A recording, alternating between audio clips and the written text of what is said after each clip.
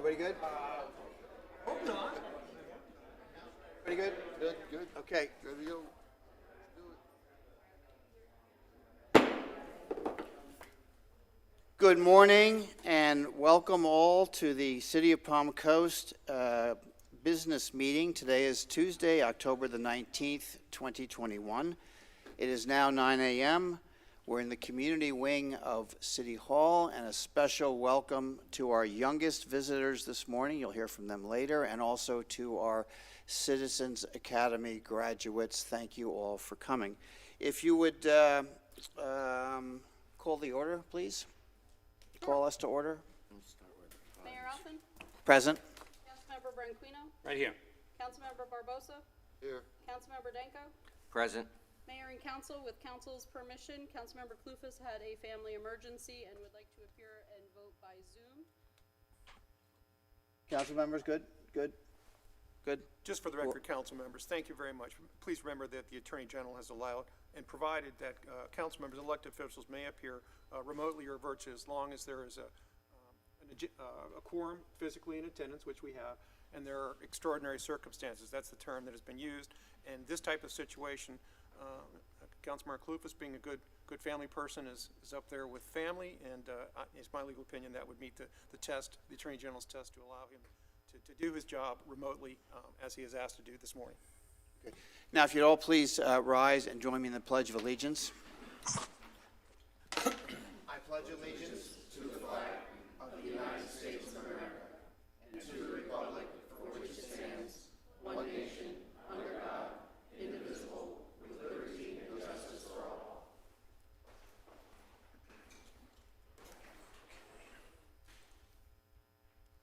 You've completed the roll call now. With that, thank you. I will now open the meeting for public participation. Any member of the public is welcome to step forward, and please comment on an item preferably not on the agenda today, and we'll have 3 minutes of time to present their comment. So I would ask, please come forward if you have a comment at this time.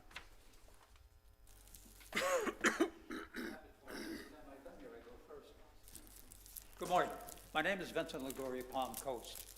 The latest issue of the AARP magazine tells us that this fall there'll be 350 cities or more going to vote, municipal vote. But they also cite that the public will not come out to any great degree, about 15%, because it's not connected with the national election. Now, the point is that, in my opinion, there is something other than the national election. And I believe it's the disenfranchisement of the citizen. Specifically, I don't know if council members are aware, but the Canfield administration allowed citizens and groups to come forward and go on the agenda with proper authorization of the subject matter and et cetera. With the next administration, I heard, and when I made inquiry, we don't do that anymore. Well, who is we? Then with the next administration, the additional minute that we had to ask our councilmen for important subjects and material, that was done away with. There's the disenfranchisement. Now let me back you up to the home rule. I was a member of the executive committee. The home rule is the one that created the city of Palm Coast, that pays your salaries and the salaries of staff. We worked hard for years to do that with no salary. My point is, we brought in everyone. We recognized early on that we had to give the citizens the right to question, to find out answers and whatnot. Not only from us, we brought in experts from sister cities, Mayor John Masarczyk from Deltona. We brought in Mr. Kenneth Small from the Florida League of Cities. We had town hall meetings, etc. And we gave the citizens every opportunity to speak. No cards to fill out, as we do today. So my ultimate goal this morning is to urge the mayor and the council to go back and reintroduce those programs. Get your citizens involved. What better input is there than from your citizens? Go back to the beginning of our city and allow individuals and groups to come up and make presentations. Reinstitute the additional minute where necessary. because this is what may temper the caustic and toxic remarks. I thank you very much. Remember, these are the people who put you in, and these are the people who can take you out. Thank you very much. Thank you for your comment. Next member, please.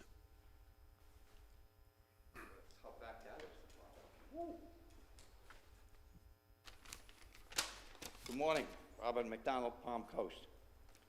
Last week, the council spoke about a problem with the canals. I'd like to know how many canals there actually are in the city, how old they are, do they get inspected yearly? If not, why? And by whom? You also spoke about hiring a consulting company to find out how to inspect them and to give us a price. You also said that a survey will be going out to 1,200 residents. Well, I found out yesterday that that 1,200 number is done scientifically, those people. Well, what happens to the rest of us who don't get to say? We're all going to share the expense, even you guys. How is the survey sent out? And what's the cost of that? Is there a limit on the amount of questions that can be on the survey? Because there was the discussion about possibly taking something off so that we could add something on. Well, somebody said that the canals are an amenity. Well, I don't know. I'm just a dumb Irishman, but anything that's an amenity is going to cost me money. Let's see. Golf courses, tennis courts, pickleball, that's all going to cost me money. They cost to build, they cost to maintain, and now they're going to cost to repair. And that doesn't benefit all of the residents, just like the 1,200 people. Doesn't benefit all of the residents. You, the council, are supposed to be representing all of the people, not just the ones that live on the water, play golf, tennis, or now even pickleball. My comments now are going to be directly to Councilman Danko, and I don't want him to take it personal, but he constantly... Please, Mr. I'm not going there. I'm not going there. Trust me. Direct your comments I'm to going me, to please. Okay. Councilman Danko is the only one that sits up there that keeps talking about a priority list. I would like to get a copy of that priority list because I'm afraid that that priority list may eventually turn out to be, you know, that naughty list, which we don't talk about. So I would like the council or the city or somebody to let me know, according to this priority list, where is the canals on it? Thank you. Thank you for your comment. Next member of the public, please.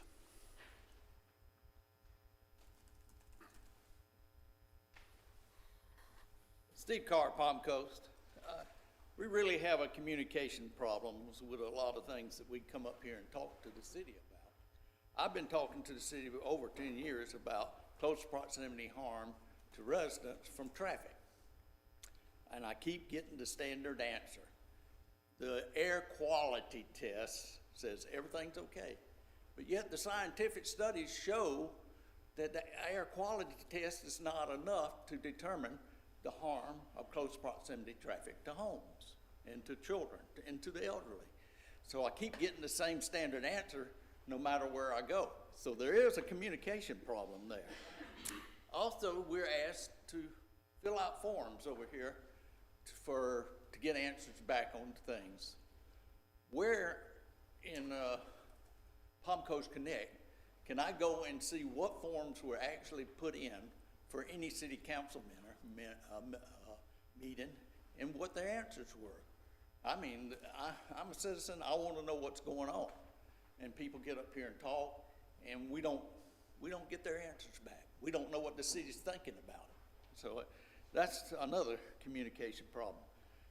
Back to the study about close proximity traffic to homes, the scientific community has done 20-year study on what kind of harm people will receive from close proximity traffic to homes.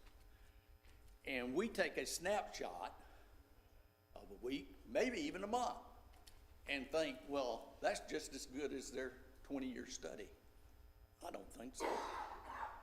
And that's where I say we have a real communication problem.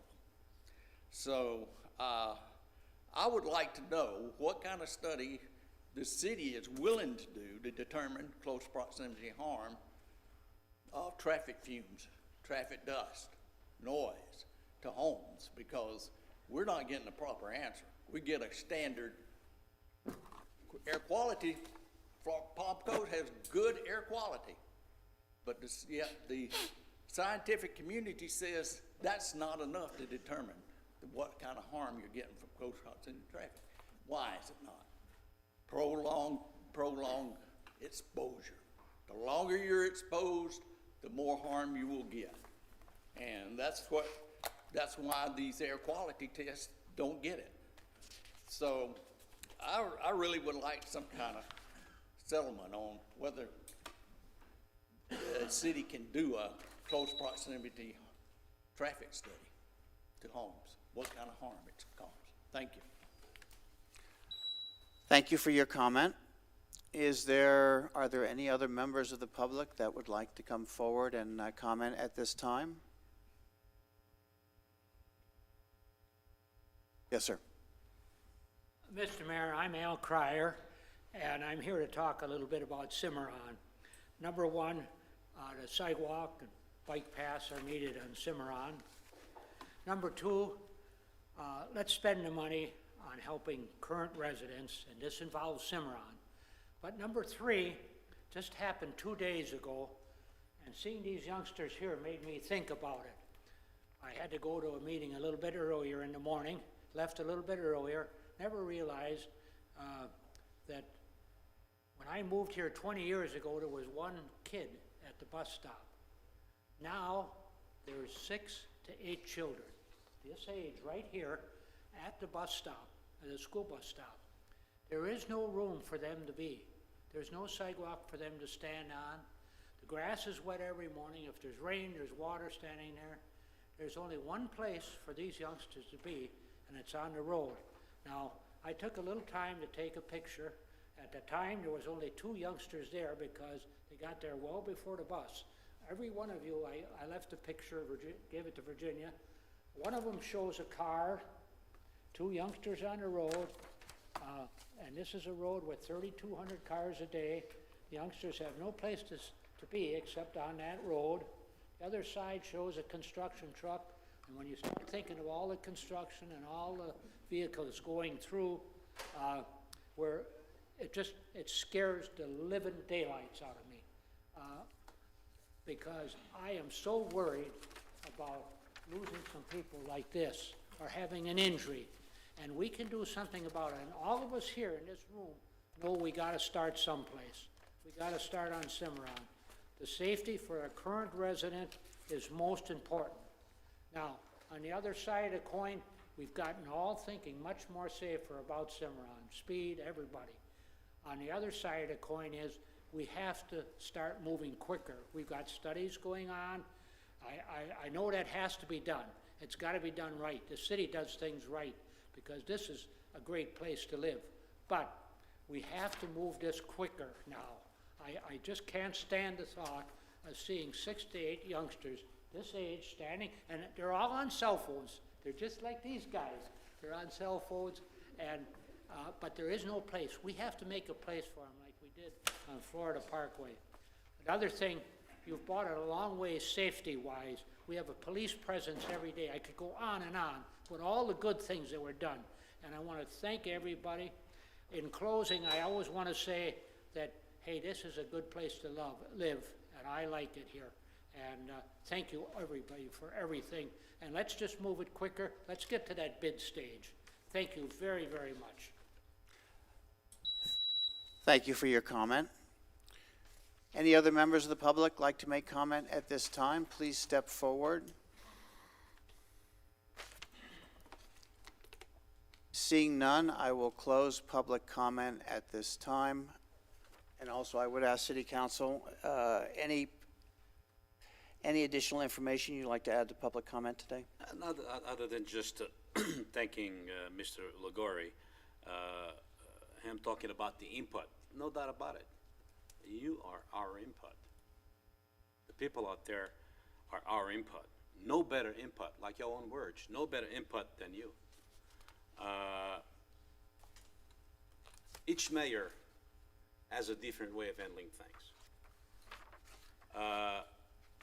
Mayor Alphen chose to get the cards and actually have you get an answer directly from the people involved. If there's a question about engineering, for example, I don't care how much the mayor is an engineer. He's not going to be, in my opinion, he's not going to be able to tell you exactly what the city engineer could tell you. And they could answer your questions. If there's a legal question, our mayor is not a lawyer. But with the right card, you will get an answer from the proper person. That's the only thing I have to say. I don't think it's a bad idea, of those cards. It's just that each one of us, when I was there, I preferred to answer what I know from right back here. But I risked a little bit. I think Mayor Alphen is playing it safe by letting the proper person answer your questions. Other than that, I take what you said, and I don't take it lightly, because you are the one who puts here, and like you said, you are the one who pays our highly salary, because we get paid highly, and you're the ones who vote us in or vote us out. I must make about 35 cents an hour for the amount of hours I put, sir. But I thank you for those 35 cents anyway. Thank you. Thank you, Councilman. Anyone else like to comment? I just wanted to comment on the Park and Recreation priority list, which we don't have.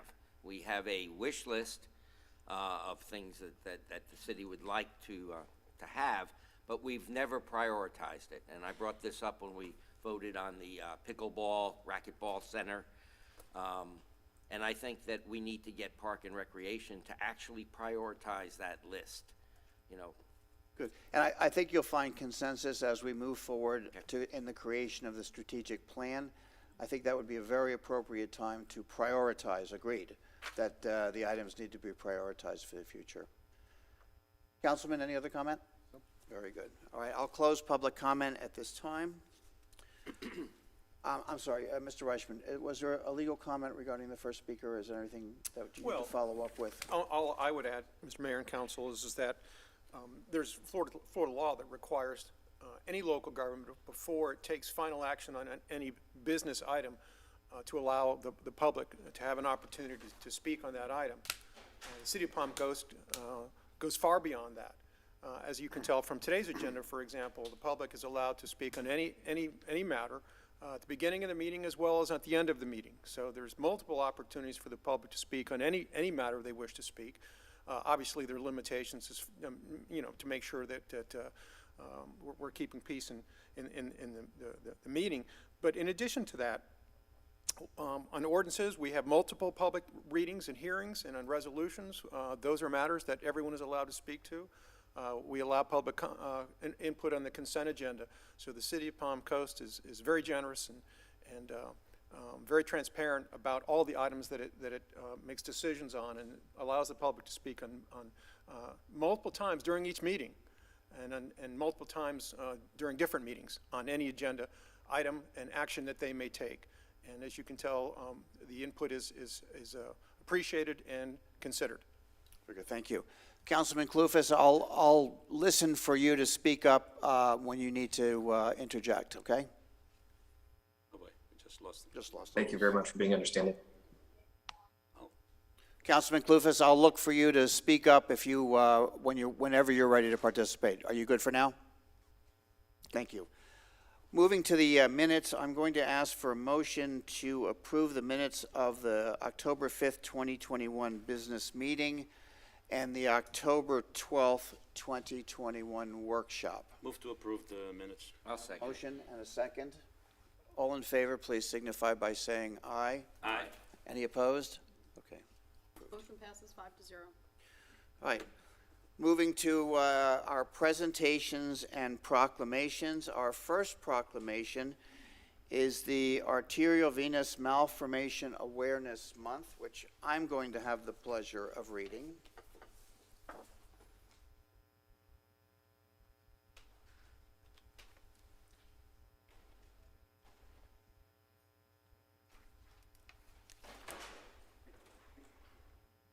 Please.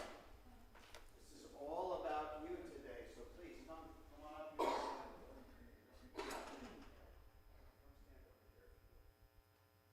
It's not very often when we get such a young audience, and I can't tell you how thrilling and invigorating it is, especially when you get a bunch of old folks like us. So really appreciate your being here. Come on over. All right, if I may, let me read this proclamation for you. Proclamation. Whereas arterial venous malformation, AVM, is a rare genetic condition that occurs when a group of arteries or veins incorrectly forms during prenatal development or shortly after an individual's birth. And whereas AVM affects fewer than 200,000 babies per year, meaning many are not aware of the effects of this condition. And whereas AVM can have devastating effects on infants and children, people living with AVM require surgeries and often experience aneurysms, seizures, severe swelling, and increased risk of internal rupture and bleeding. And whereas 50% of AVM patients will have a sudden hemorrhage, a brain bleed, or stroke in their lifetime, potentially leaving them with brain damage or a long-term disability. And whereas the city of Palm Coast is fortunate to be near various nationally renowned medical centers that offer treatment and support for individuals diagnosed and living with AVM. Now, therefore, be it proclaimed by the mayor and the city council of the city of Palm Coast, Florida, that October 2021 be recognized as Arterial Venous Malformation Awareness Month in the city of Palm Coast, and do hereby encourage all citizens to raise awareness of arterial venous malformation and support efforts being made in our community to assist those fighting this genetic disorder.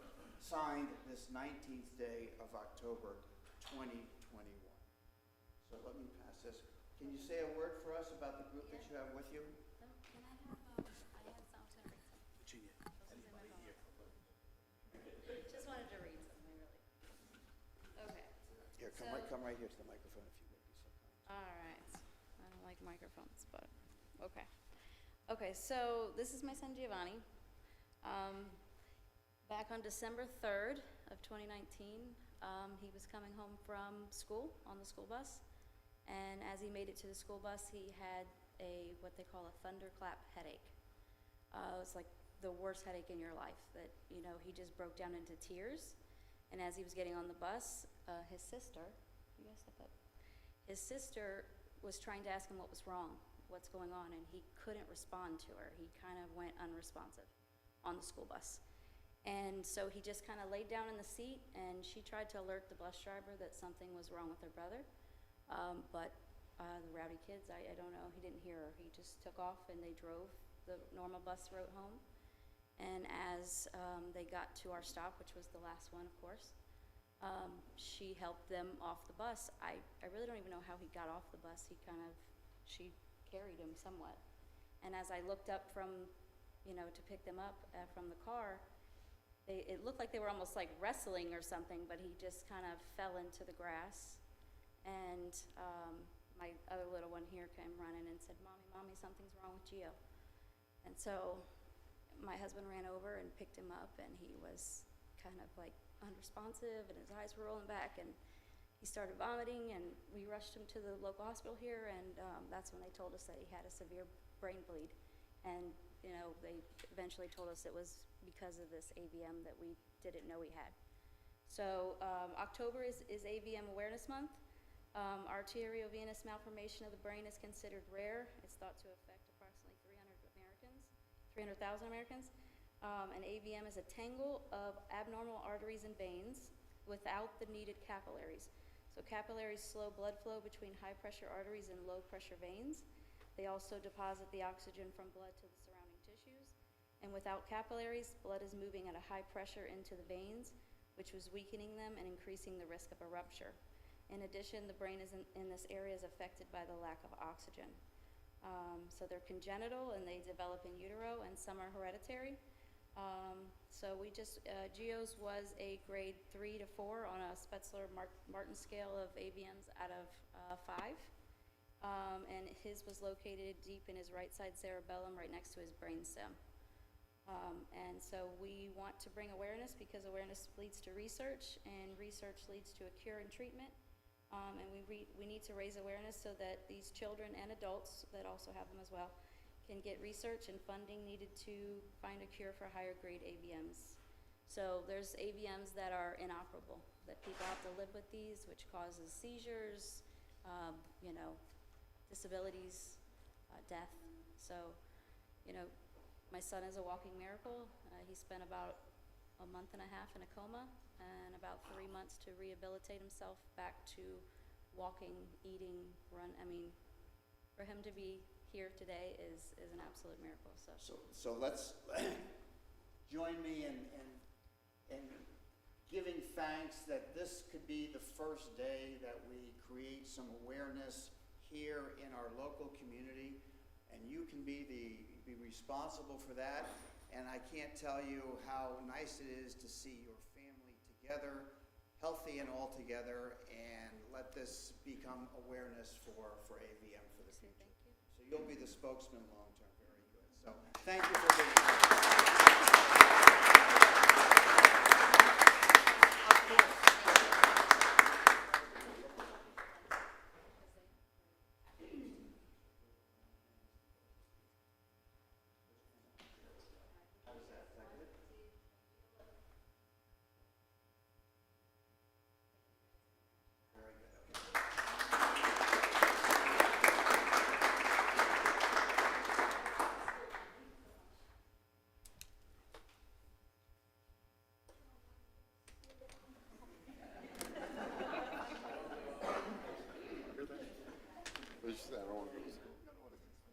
Our next proclamation by Vice Mayor Eddie Branchino.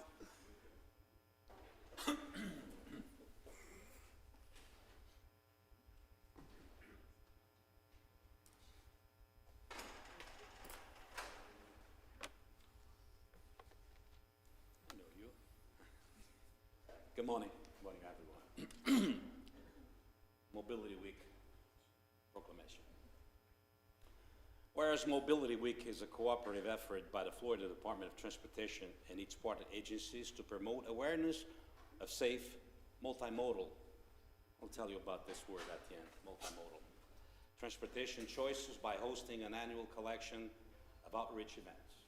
And whereas Mobility Week is ideal for the counties, cities, and transportation agencies to highlight achievements, introduce new initiatives, and/or implement new policies promoting sustainability transportation. And whereas Mobility Week is an opportunity for individuals to explore various transportation choices available and consider how multimodal, again, transport reduces traffic congestions, benefits to environmental, and improves community health. And whereas Mobility Week is consistent with the City of Palm Coast's key priorities, ensuring a safe community for our citizens and visitors, and merging our residential, commercial properties with our city of parks and trails image to create sustainable framework, the visual appeal, while caring for our land, water, air, and wildlife. And whereas the City of Palm Coast supports Mobility Week by hosting, participating in events such as a kickoff walk, Mobility Week talk, a ride, in our neck of the woods with the Palm Coast Fire Department. Now therefore, be it proclaimed by the Mayor and the City Council of the City of Palm Coast, Florida, that the week of October 29th through November 5th, 2021 be known as Mobility Week, signed by the Mayor and Virginia Smith. I'd like to present this proclamation to you. And before you go anywhere, multimodal. You know, when I was born overseas, a mode would be a song. Let's sing a mode. So when I saw multimodal, I started thinking, don't tell me, I'm gonna have to sing a medley of something of some sort over here. But thank God it's not multimodal, it's a multi-way of transportation. Yeah, see what you have to say. Thank you, Mayor and City Council. James Hurst, Parks and Recreation. Yeah, we're excited to celebrate Mobility Week between October 29th and November 5th. We would like everyone to join us with the kickoff wall with Mayor Alphen on Friday, October 29th, noon here at Central Park. And then on Saturday, October 30th at 10 a.m., we have a talk and ride.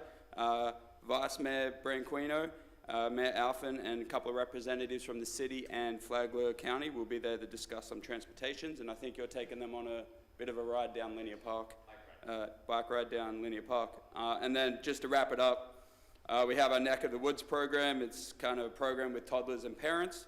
You'll join the fire department, and then Miss Ashley, our rec specialist for youth and toddlers, and they'll do a bit of story time, craft work, and just kind of like a little fun walk. And then not to mention the fire department will be on hand to offer free car seat checks as well for anyone that turns up. So thank you. Thank you. Very good. Thank you.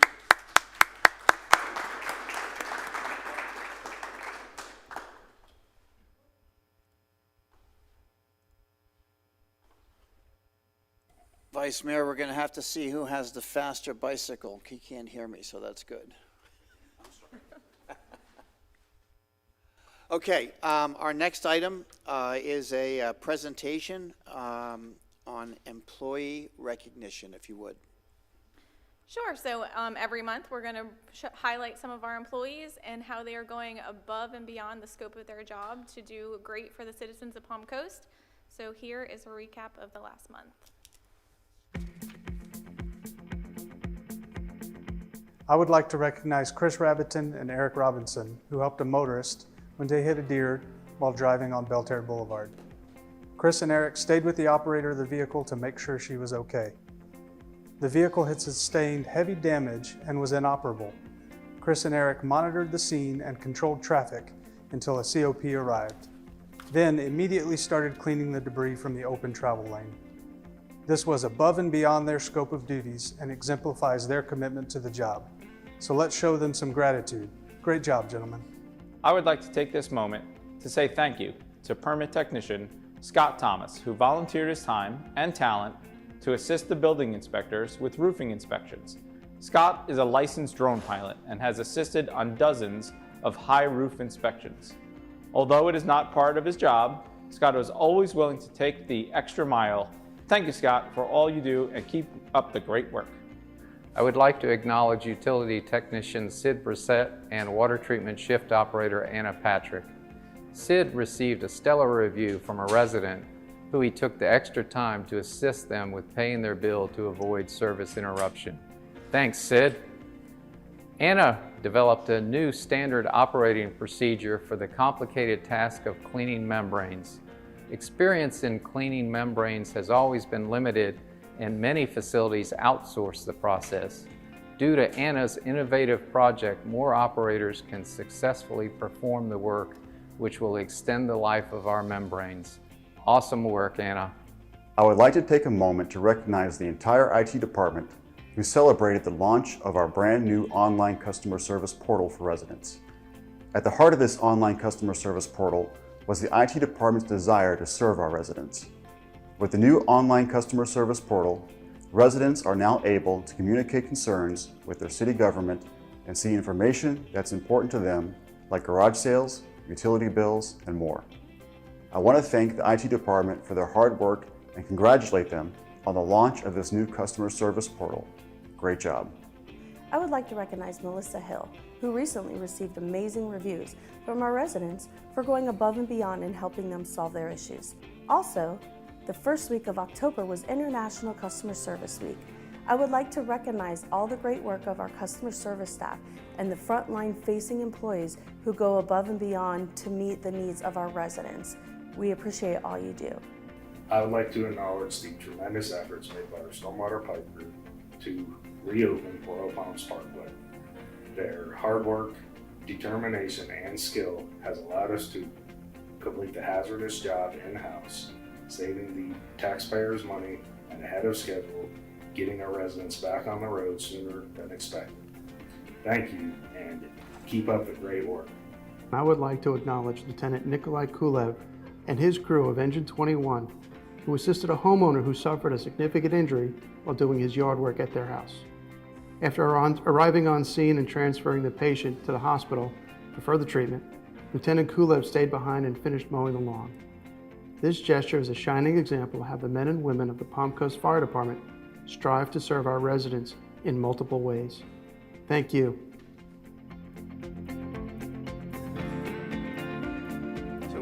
Brittany, would you take a moment just to introduce yourself and your title so that members of the public know who you are and what you do? And then I'll tell you why in a minute. Sure. I'm Brittany Kershaw. I'm the Director of Public Information and Engagement, and we're responsible for all of the communication throughout the city of Palm Coast. And the reason I want people to know who you are, I would like to notice you today, who has put this presentation together.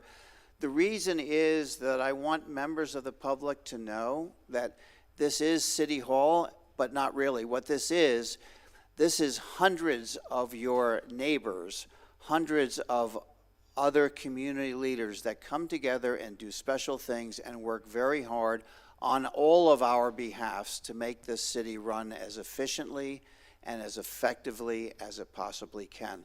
So we'd like to put a face. This will be a regularly recurring item from time to time on the agenda, so you all can get to know all of those people that are working behind the scenes here at City Hall. So Brittany, thank you very much. Welcome.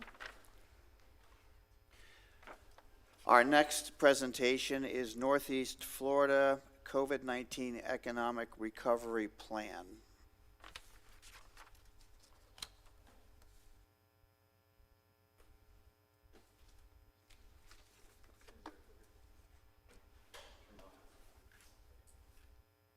Good morning, Mayor, council members. Thank you very much for having me. Hey, Ms. Bevan. So my name is Sean Lahav, and I serve as the Resiliency Coordinator for the Northeast Florida Regional Council. The focus of my presentation this morning is on the Northeast Florida COVID-19 Economic Recovery Plan that was published in May 2021. Additionally, this presentation will relate the recovery plan to American Rescue Plan Act local government allocations that were recently made available. On an introductory note, the Northeast Florida Regional Council is one of 10 regional planning councils in the state of Florida. The Northeast Florida region covers 7 counties and 25 municipalities. The city of Palm Coast and Flagler County are both member governments within the Northeast Florida Regional Council. And the Regional Council's program areas cover a diverse array of domains, from planning and policy to emergency preparedness, resiliency, and healthcare. So there's a lot of interesting dynamics within the Regional Council. And so in the state of Florida, the term resilience is traditionally utilized to address issues related to coastal flooding and sea level rise. But over the past 2 years, with impacts caused by COVID-19, economic resilience has become an important area of concern all across the country and here in Florida. Economic resilience refers to the ability of local economies to bounce back to normal conditions after losing function because of an uncontrollable event like a pandemic.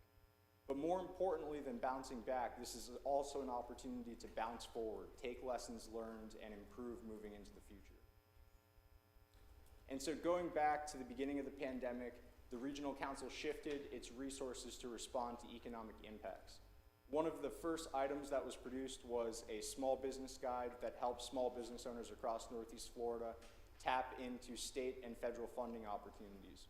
Additionally, we utilized economic forecasting software to monitor how the pandemic was impacting industries and sectors across Northeast Florida. This was very valuable context for a lot of our work over the past year and a half. And really what I'm here to talk about today is the work of the Northeast Florida Economic Resilience Task Force. So over a year ago, in August 2020, the Regional Council received a federal grant from the Economic Development Administration through the CARES Act. And in utilizing that grant money, the Regional Council established a task force of 20 leaders from across Northeast Florida representing different interests and sectors.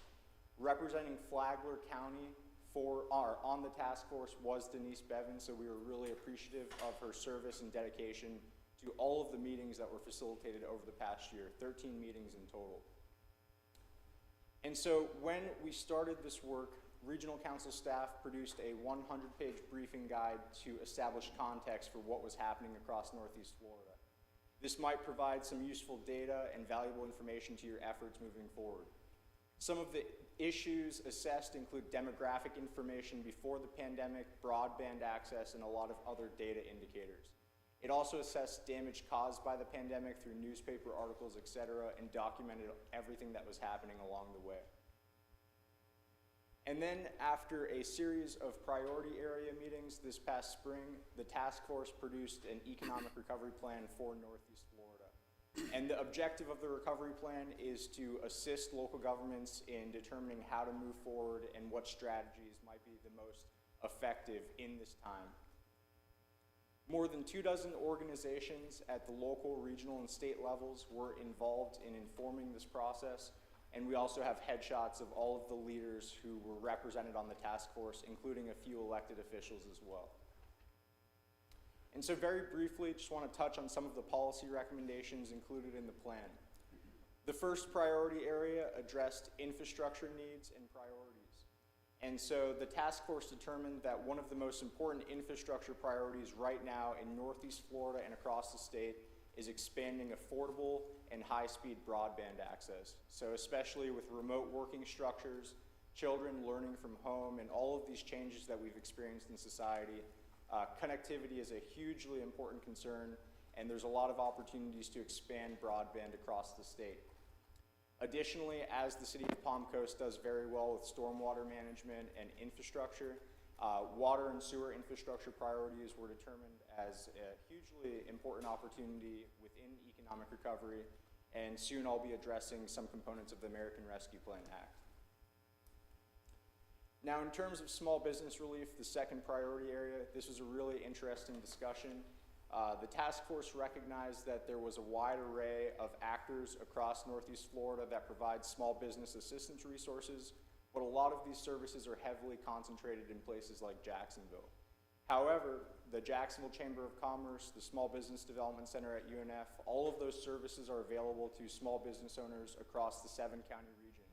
So there might be opportunities to connect some actors together to see some new partnerships come to fruition.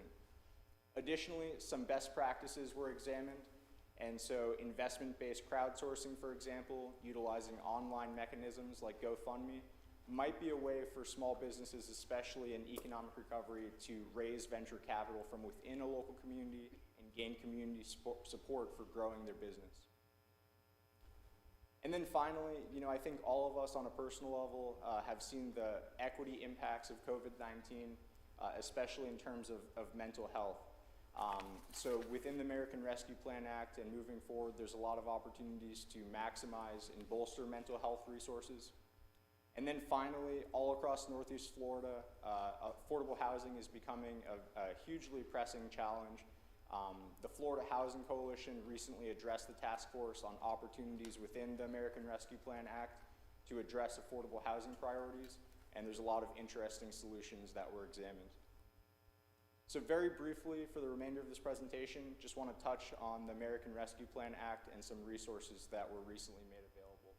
And in discussions that I've had with the City of Palm Coast so far, I know that you all have had proactive discussions about ARPA and how you're planning to address it.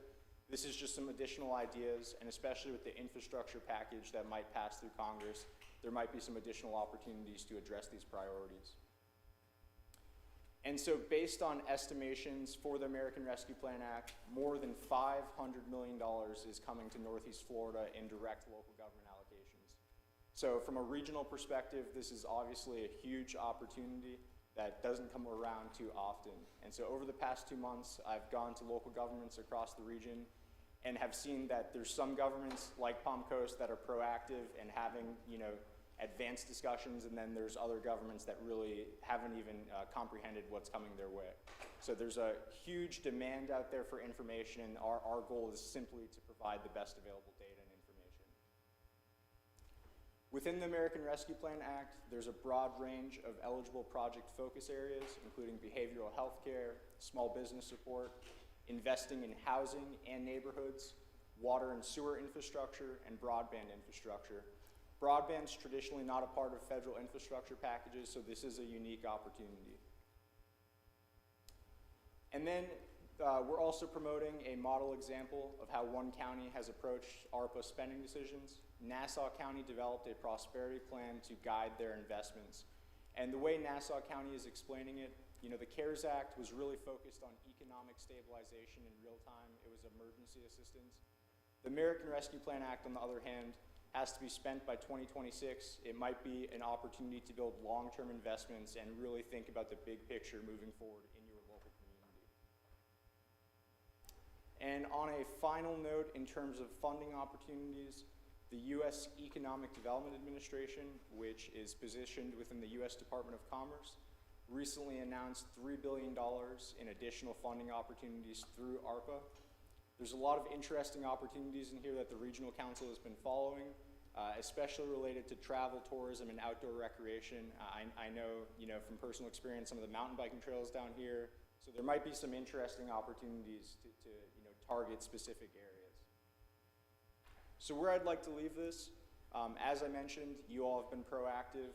I'm simply encouraging local governments to consider the recovery plan as you continue to shape your spending decisions. There might be some useful ideas in there that might be of assistance to your community. But most importantly, the Regional Council can assist you with identifying additional grant opportunities, and we have staff resources that can assist with grant writing, etc. And finally, the Regional Council is recognized by the federal government as a designated economic development district. And so through certain channels, we have opportunities to directly apply for funding and improve funding opportunities. So with that being said, really appreciate being here today. And for full transparency, on Friday of this week, this will be my last day with the Regional Council, transitioning into the private sector. But I will ensure that someone from the Regional Council stays in touch with Palm Coast if you have any questions or need assistance on technical opportunities. So I appreciate that transparency. So obviously this is an ongoing resource and a conversation for us. So you will identify who your successor will be so that we have continue the conversation. For full clarity, we have an economic development manager who's on staff and not going anywhere. His name is Jack Shad. He's really the best resource right now for accessing the federal opportunities, and I'll definitely put him in touch with you all.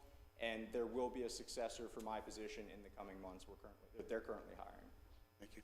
Councilman, questions about this program? I mean, it's a massive program and opportunity.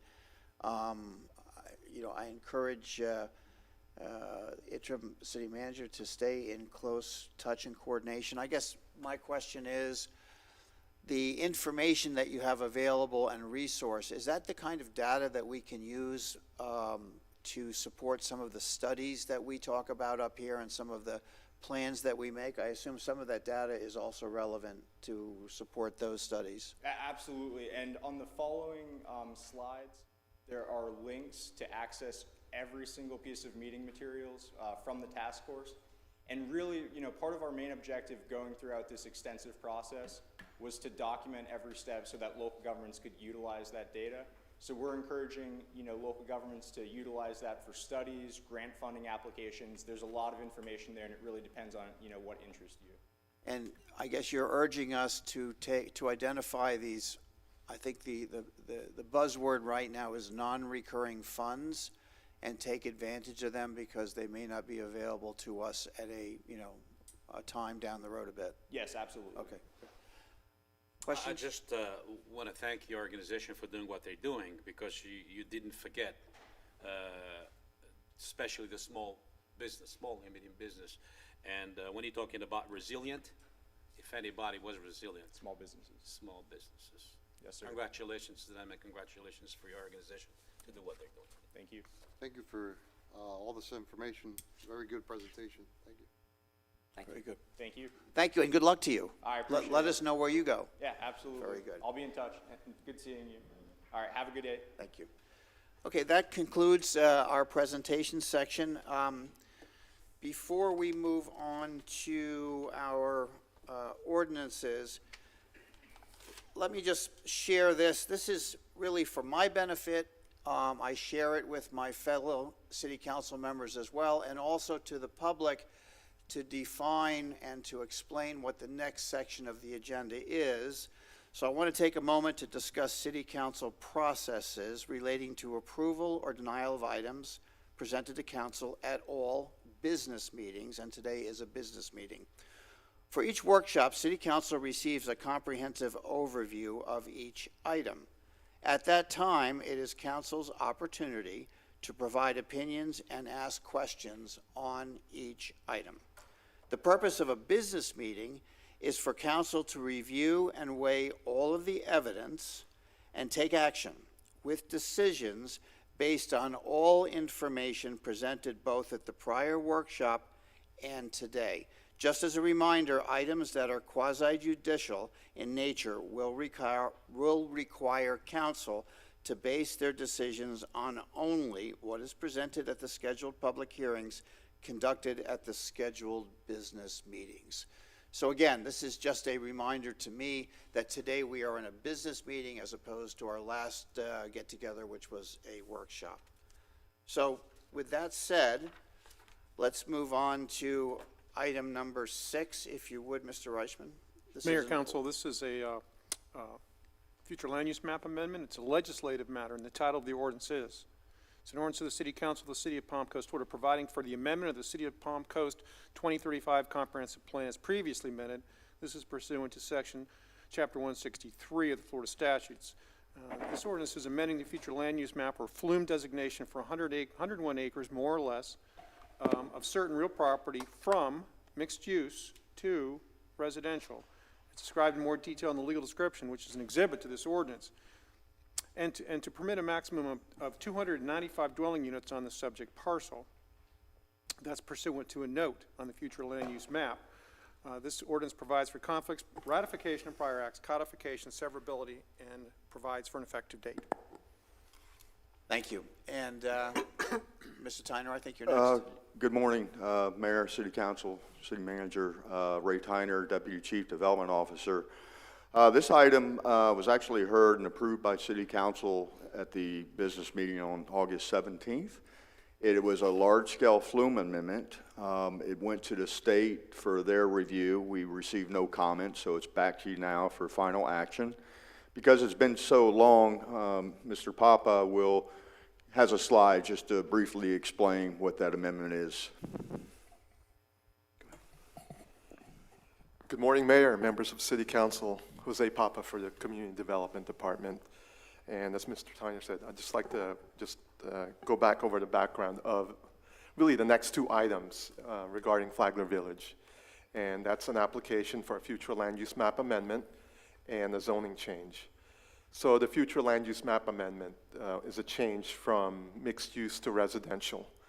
But I'd like to point out that even with that change, there's still the 16-acre parcel at the corner of Citation and Belterre Boulevard that will remain as mixed use and provides opportunities for commercial development. And the zoning change is from PUD or MPD to single-family residential 1 or single-family residential units. But to summarize that zoning change, what really changes is that, as you can see at the bottom here, under the currently approved PUD, this development may have 445 units, and that's a combination of 287 multifamily units, 86 single-family units, 72 townhome units, and 108-bed ALF. With the zoning change, then all we're looking at is really a change to allow single-family, and those areas that are really affected are what's highlighted in the blue outcropping that you have in this existing PUD master plan. So those areas where they were previously approved for multifamily and townhomes and adult assisted living facility will just be converted really to single-family use.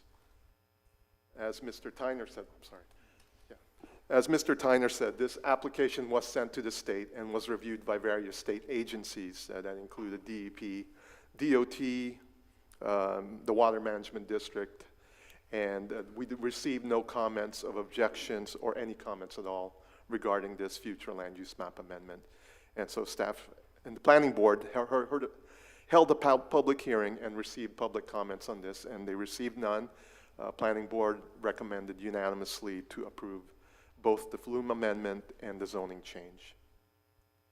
And we'll be happy to answer. And I believe we have someone from the applicant's side here to answer any additional questions that you might have. Does that conclude the presentation? Yes, sir, I'm sorry. So let me ask City Council, are there any questions at this time? Is this a gated community, or how would this be? It is a gated community? And so we're no more apartments, right? No, sir. The zoning change will eliminate the possibility of any apartments on this site. I just have to ask, what's the standard size? Are all the lots the same? Let's just say that the zoning, which is SFR1, provides minimum standards. It provides a minimum of 50-foot wide lots and 120 in depth, but whether it's all 50 by 120, I'll let the applicant. Currently, they're proposed to be 50 by 120. My name's Patrick Russell. I come from CPH. Hey, good morning, Mayor and Council. 50 by 120. 50 by 20. Okay, and what's the size of the, are they all going to be the same size? Currently, yes, that's how they're proposed. They'll all be 50-foot lots. Yes. And what's the square footage of the homes if you have only one? So minimum lot square footage is 6,000 square feet. I believe minimum home square footage is 1,500. 1,500. So you're going to have different size homes? Or are they all going to be the same? Mm-hmm. Same lots. That's it. Okay. And those fit within our code? Yes, sir. They'll follow the No change to the code in order to SFR1 fit zoning those in. Very district. good. Mhm. Okay. That's why I asked if it was going to be a gated community or not, because that makes a difference on the lot sizes. I've heard when it's a gated community, they're allowed to the 6,000 square foot lots.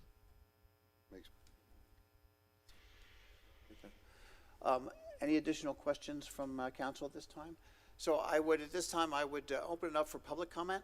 Are there any members of the public that would like to comment on the ordinance read at this time? Hearing none, I'll close public comment. Thank you for answering our questions. And I would ask for any additional discussion by City Council. I would ask for a motion. I just think that 1,500 square feet homes are very small. But what are you going to do? It's legal, and they're single-family homes. And the only thing everybody noticed that I'm voting against, it's multifamilies. And this is very little we could do about it, even though I think they're small. I think that's a little greedy part of it, but you know what? That's all. Mr. Mayor, council, remember the item that you're about to vote on is just agenda item number 6, which is the future land use map designation, changing it from mixed use to residential, along with a note to limit the maximum number of dwelling units to 295. That is the vote you're about to take. So I would ask for a motion at this time. I'll make a motion. I'll second. I have a motion and a second. Are there any additional comment, discussion by City Council? Then I'd ask for a roll call vote, please. Councilmember Branquinho. Yes. Councilmember Barbosa. Yes. Councilmember Danko. Yes. Councilmember Clufus. Yes. Mayor Alfin. Yes. Motion passes 5-0. Thank you. We'll move on to item number 7, which is, Mr. Reichman. Yes, Mayor and Council, this is the corresponding ordinance for the rezoning that was previously discussed by staff in its presentation, along with the action you just took on the future land use map. And the title is, this is an ordinance of the City Council of the City of Palm Coast, Florida, providing for the amendment of the official zoning map as established in section 2.06 of the City of Palm Coast Unified Land Development Code. This ordinance amends the official zoning map for 108.2 acres, more or less, of certain real properties described as tax parcel ID number 71131706400RP 0041, generally located in the northeast quadrant of Belterre Boulevard and Citation Boulevard, and more particularly described in attached Exhibit A, from Master Plan Development or MPD zoning district to a single-family residential 1 or SFR1 zoning district. This ordinance provides for conflicts, for severability, and for effective date. Mayor, Council, this is a quasi-judicial matter, so if there have been any ex parte communications on this since the first reading, those should be disclosed at this time. None whatsoever. And none. We have no ex parte. Councilman Clufus, any ex parte communication? I've had none, Mr. Mayor. Thank you. Very good. Any additional comment from staff on this related ordinance? No, sir, this is the companion ordinance. It's going to follow our single-family 1 zoning district and standards. Very good. All right, any additional discussion here? So at this time, because it's a separate ordinance, I would ask the public, is there any comment regarding this ordinance at this time? Please step forward. Seeing none, I will close public comment, come back to the City Council. Either additional discussion or I would request a motion on the item. I'll make a motion. We have a motion? I'll second it. And we have a second. Any additional discussion? A roll call vote, please. Vice Mayor Branquinho, Yes. Councilmember Barbosa, Yes. Councilmember Danko, Yes. Councilmember Clufus, Yes. Mayor Alfin. Yes. Motion passes 5-0. We'll move on to our next item, ordinance. This will be a first read. Mr. Reichman, if you would. Yes, this is a legislative matter, and the title is an ordinance of the City Council of the City of Palm Coast, Florida, providing for the amendment of the City of Palm Coast 2035 Comprehensive Plan as previously amended. This is pursuant to Section or Chapter 163 of the Florida statutes. This ordinance amends the future land use map or flume designation for 37.7 acres, more or less, of certain real property from mixed use and canal to residential, as described in more detail in the legal description, which is an exhibit to this ordinance, and includes a site-specific policy to limit development on the subject properties to 3 dwelling units per acre. This ordinance provides for conflicts, ratification of prior acts, codification, severability, and effective date. Again, this is a legislative matter, and it's an amendment to your future land use map of your comprehensive plan.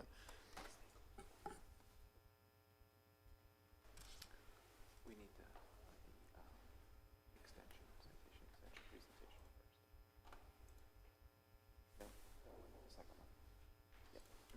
first. Mr. DiLorenzo, comments? Good morning, Mayor, City Council. The next 3 items are all related, and we're going to provide, staff is going to provide 2 presentations to cover all 3, and then you'll have a presentation from the applicant as well. We are going to start with the presentation that you saw last week at workshop. This is the impact fee prepayment and Citation Boulevard extension land exchange agreement. So as you know, back in March, the developer Coulter requested a meeting with staff and on the potential of developing this property in red here, located off of Seminole Woods. And during that initial discussion, ingress and egress was based on Seminole Woods. We had an internal discussion and then asked to meet with the developer again and to discuss something a little different, which would be connecting Citation through from Seminole Woods Boulevard to Belterre Boulevard. This is the subject property a little bit closer up. That is Seminole Woods Boulevard on the right. In green, you will recognize those twin properties as being a location for a future fire station. In 2020, the fire department presented their fire station location study, which indicated there was going to be a need for 2 fire stations south of 100, one on Seminole Woods and one on Belterre. When we started discussing this with the applicant, we asked the fire station to look at what the response time could be with a connection of Citation with a fire station located on Seminole. And this was the response area on the left without Citation, 6 minutes, 15-second response time. And the improved area that could be responded from that Seminole station is on the right if the citation extension is built. So that would allow us to eliminate the station on Belterre and only have the station on Seminole, and have a strong response time for both arterials. As part of this application, and you'll remember, City Council, that you allowed the city to have a joint application for the MPD with the applicant, and these are the particulars that are in that in the agreement. So we need to swap this portion of land adjacent to the Iroquois Canal as part of the right-of-way acquisition.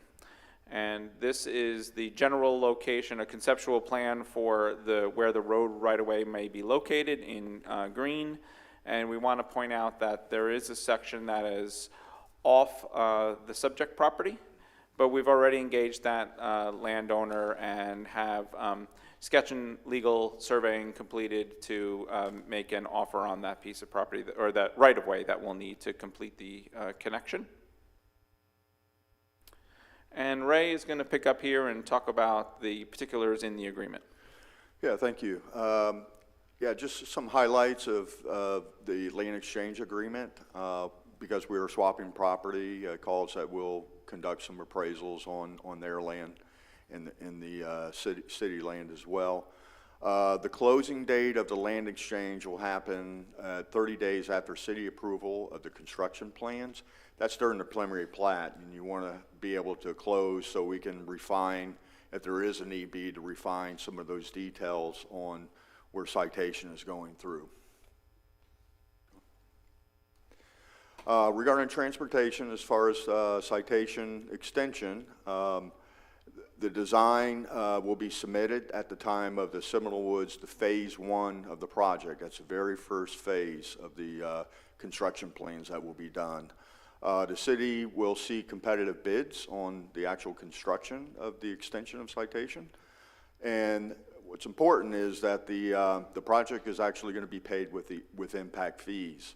And the applicant, the developer, will prepay those impact fees, and that's going to equate to about $1.6 million, so we can have some of the funding to help move along and expedite the construction of the road.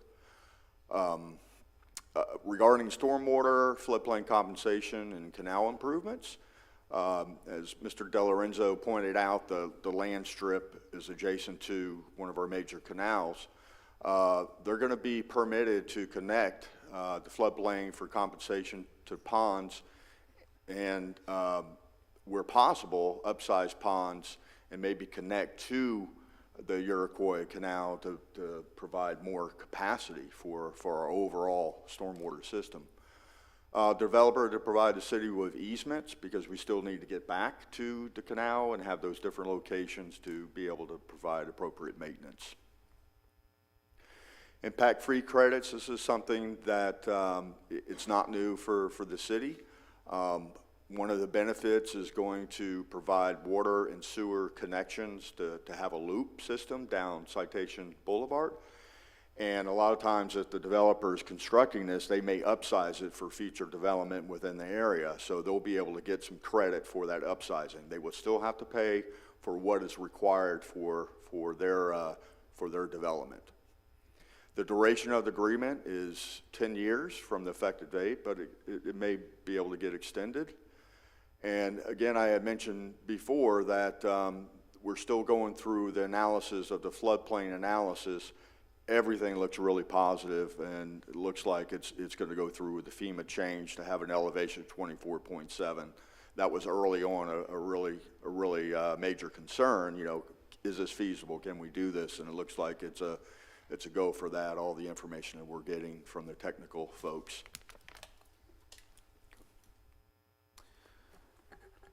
So City Council, this is some of the benefits that are created by having a citation extension. It eliminates the need for that station on Belterre Boulevard. And here are we worked with the fire department to get some cost estimates of what type of savings we're looking at. Just to, to build a station and to equip it, you're looking at about $1.9 million total. And then the personnel costs are about $546,000 a year. And with inflation, maybe, you're looking at about $6.3 million over 10 years. We actually looked at operational costs as well, and the operational costs are about another $650,000 over 10 years for the fuel, primarily fuel, and the other expendables that the fire department uses.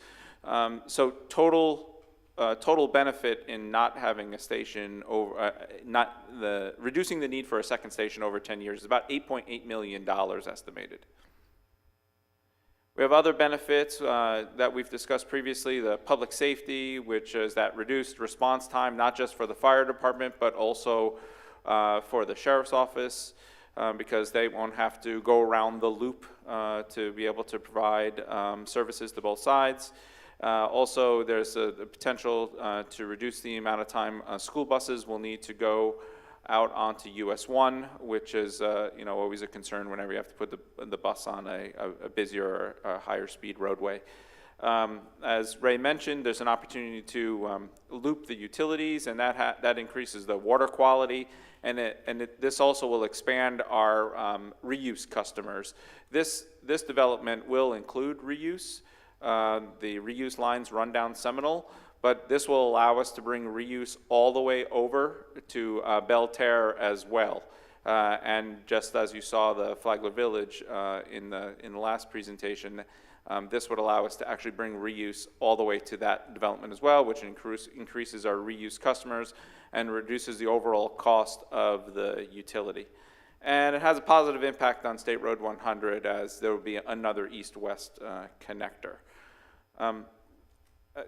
Some next steps is, well, you're going to hear a presentation from Jose, which will go over the flume and the MPD, and then we'll bring all of this back to you on November 2nd for a second reading. And the agreement itself is will only be implemented if you decide to approve the MPD and the flume. So at this time, unless you have any questions, we'll move on to, yes, sir.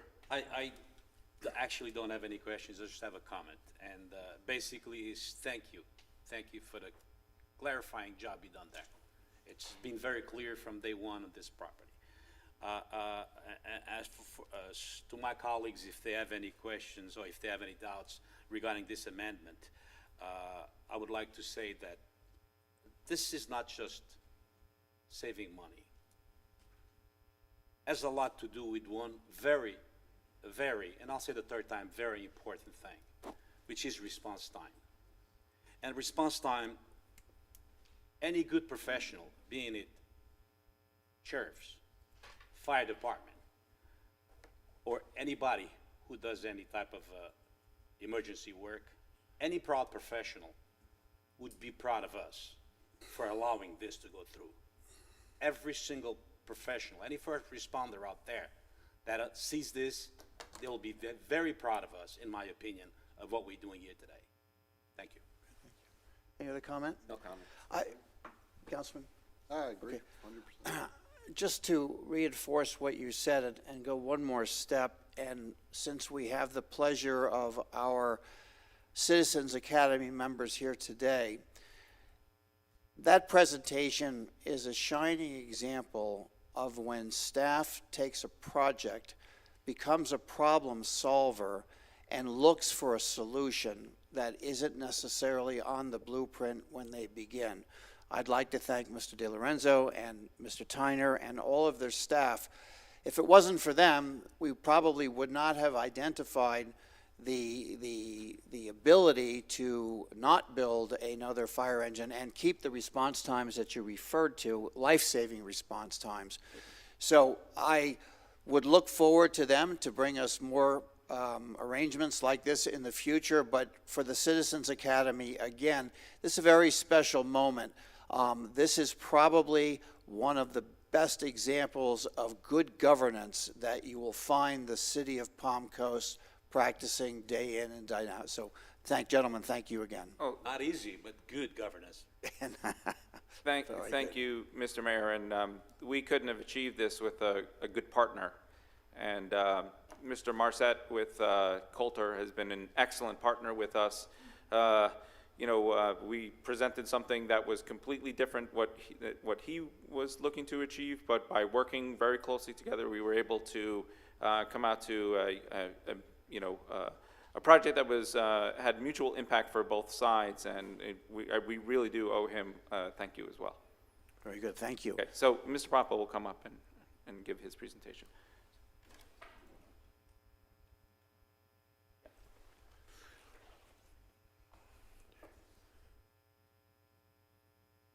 And Mr. Papa will do one presentation for the future land use map and the rezoning for the next item.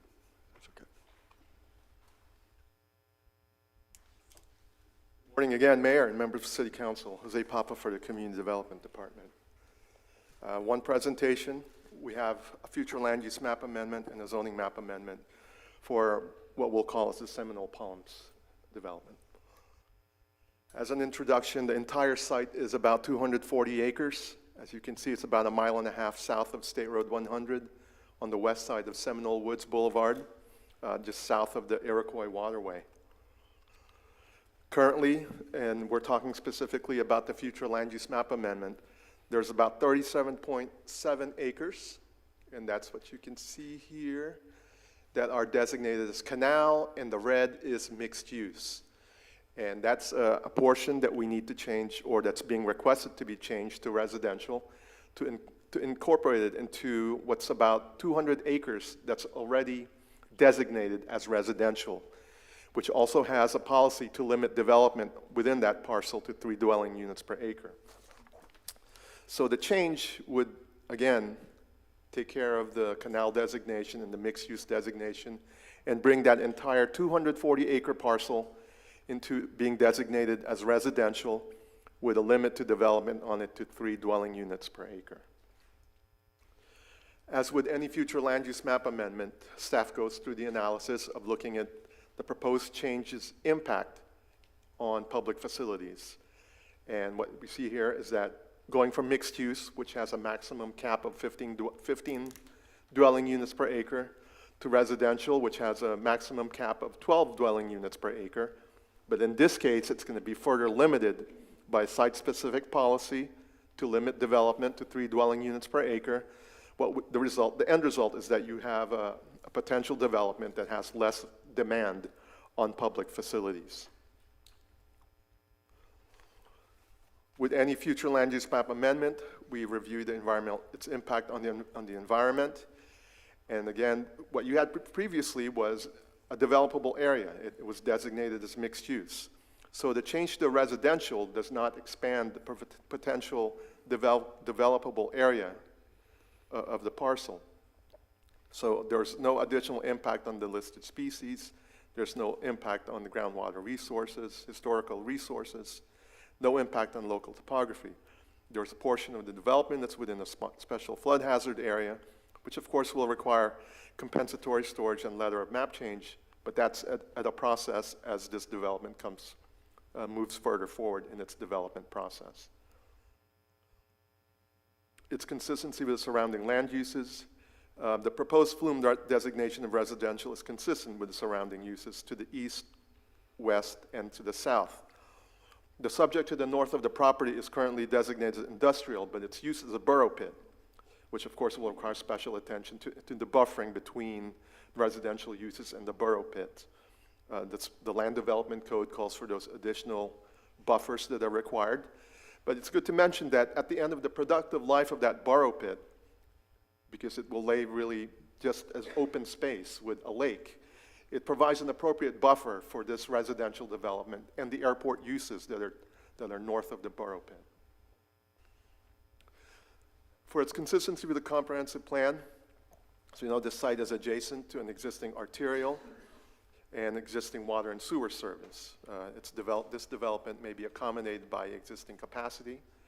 Again, it diversifies housing type and choice in the city between the townhomes and being in a community that offers private amenities and sidewalks. Again, it diversifies housing choice in the city.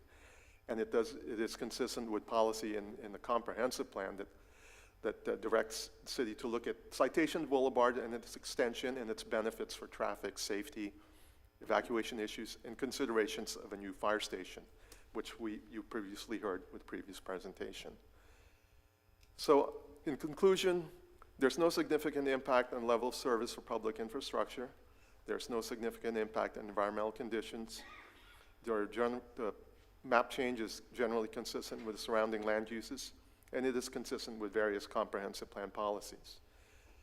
The Planning and Land Development Regulation Board held a public hearing in August, and based on the public hearing and public comment, of which there was none at the Planning Board public hearing, the Planning Board unanimously recommends that City Council find this application consistent with a comprehensive plan and recommends that City Council approve application 4817, which is a form amendment from mixed use to residential, along with a policy to limit density on the subject property to 3 dwelling units per acre.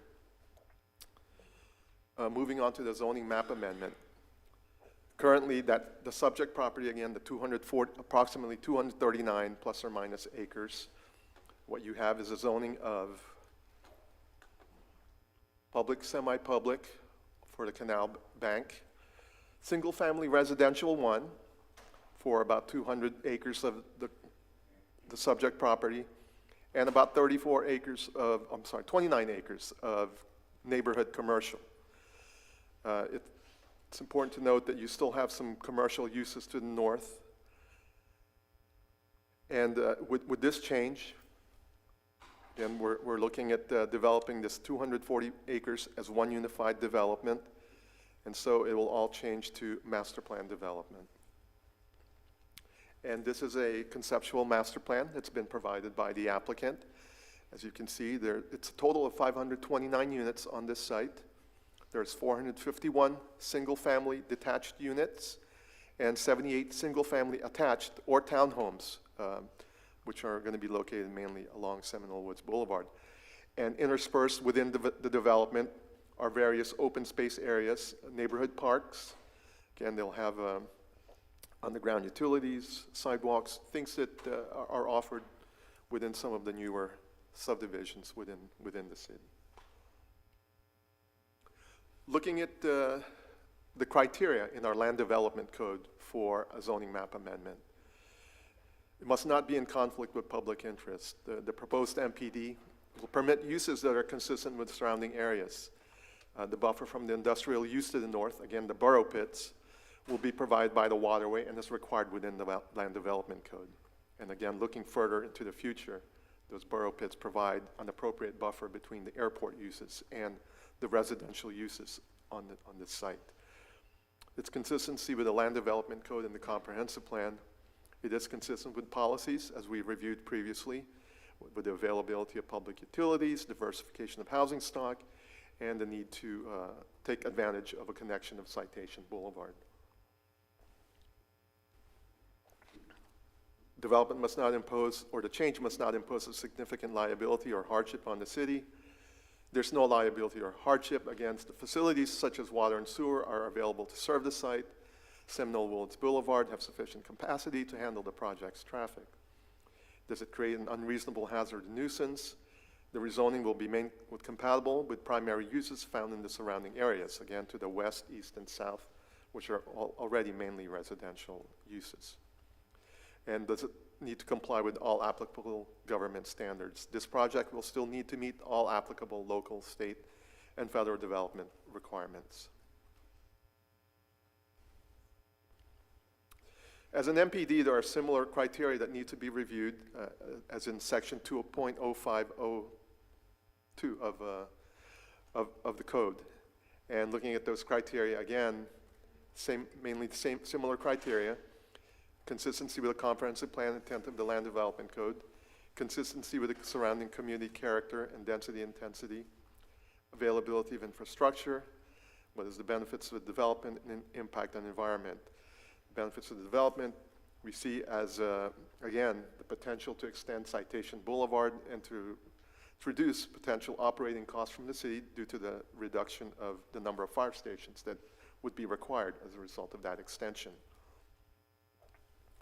So again, based on the public hearing before the Planning and Land Development and Regulation Board and the public comment during that public hearing, Planning Board recommended unanimously that City Council find this application consistent with a comprehensive plan and that City Council approve this application, a proposed zoning map amendment from single-family residential 1, general commercial or COM 2, public semi-public, to master plan development along with the attached development agreement.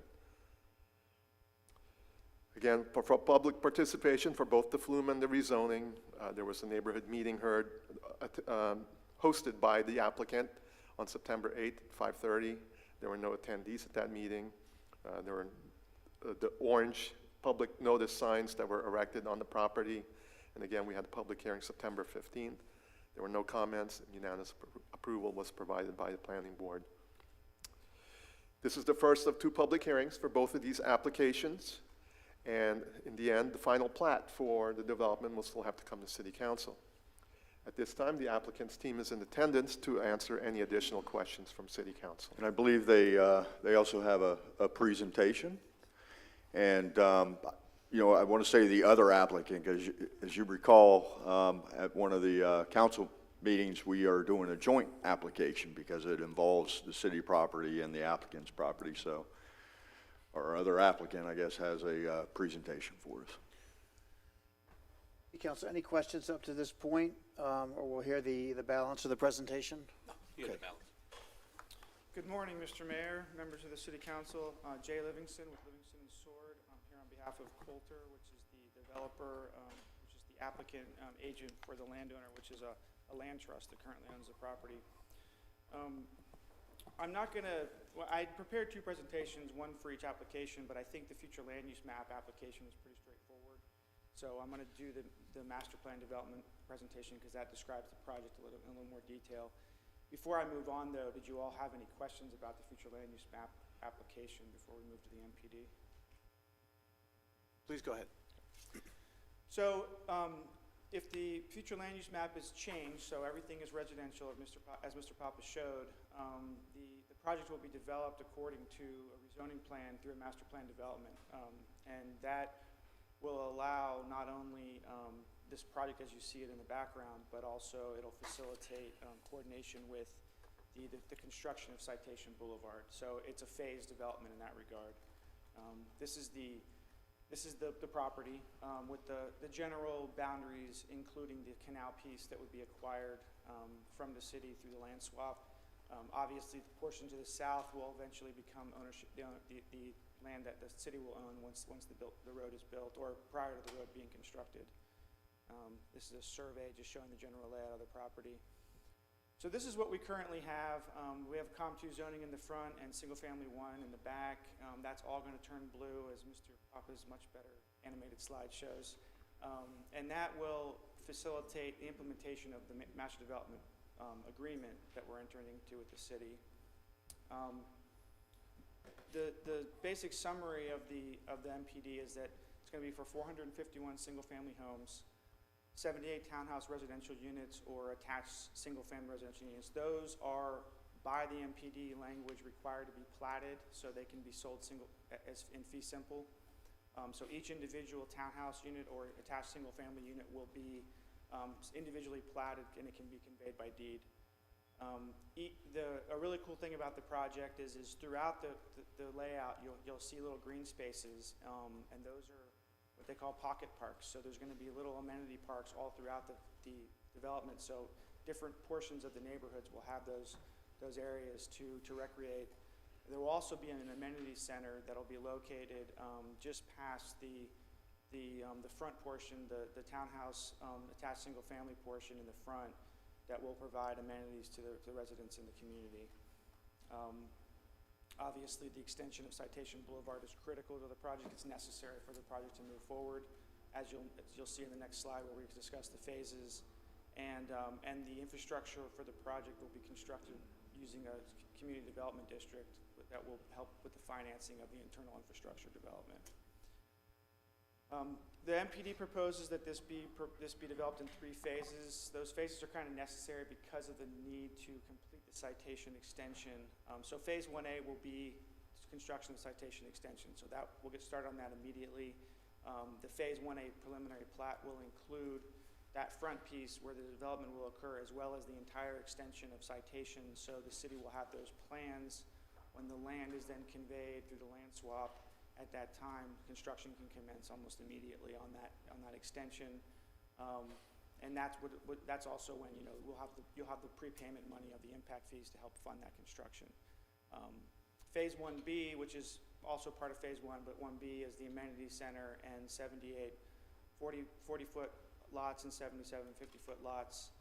And then it will proceed accordingly through phase 2 and phase 3 with the construction of more single-family lots. This slide shows essentially what the connection will look like once it goes in, and it gives a rough idea as to the land the city's getting. The land swap agreement that Mr. DeLorenzo presented has a much better description of the exact land that the city's getting south of that road and the right-of-way. And then this is the phasing plan, which shows you the general layout of all the phases, where the road's going to go, the ponds that will be provided, as well as some of the additional ponds that will provide more floodplain compensation when the project develops. And I'm going to jump over to the... I have a quick question. Yeah. Yes, sir. On this 40-foot lot, what size house are you going to put on there? Do you guys want to speak to the size houses that'll be on there? And it's awful small.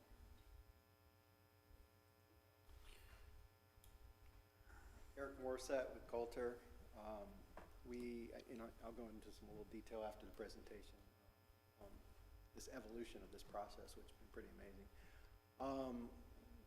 We have a 40-foot by 120, so it's got a lot of depth to it. And we've building them, we're selling 40-foot lots and building them throughout Florida. Provided staff with some examples to help staff understand what some of this would look like. But they're not that small, especially if you've got a 2-story product.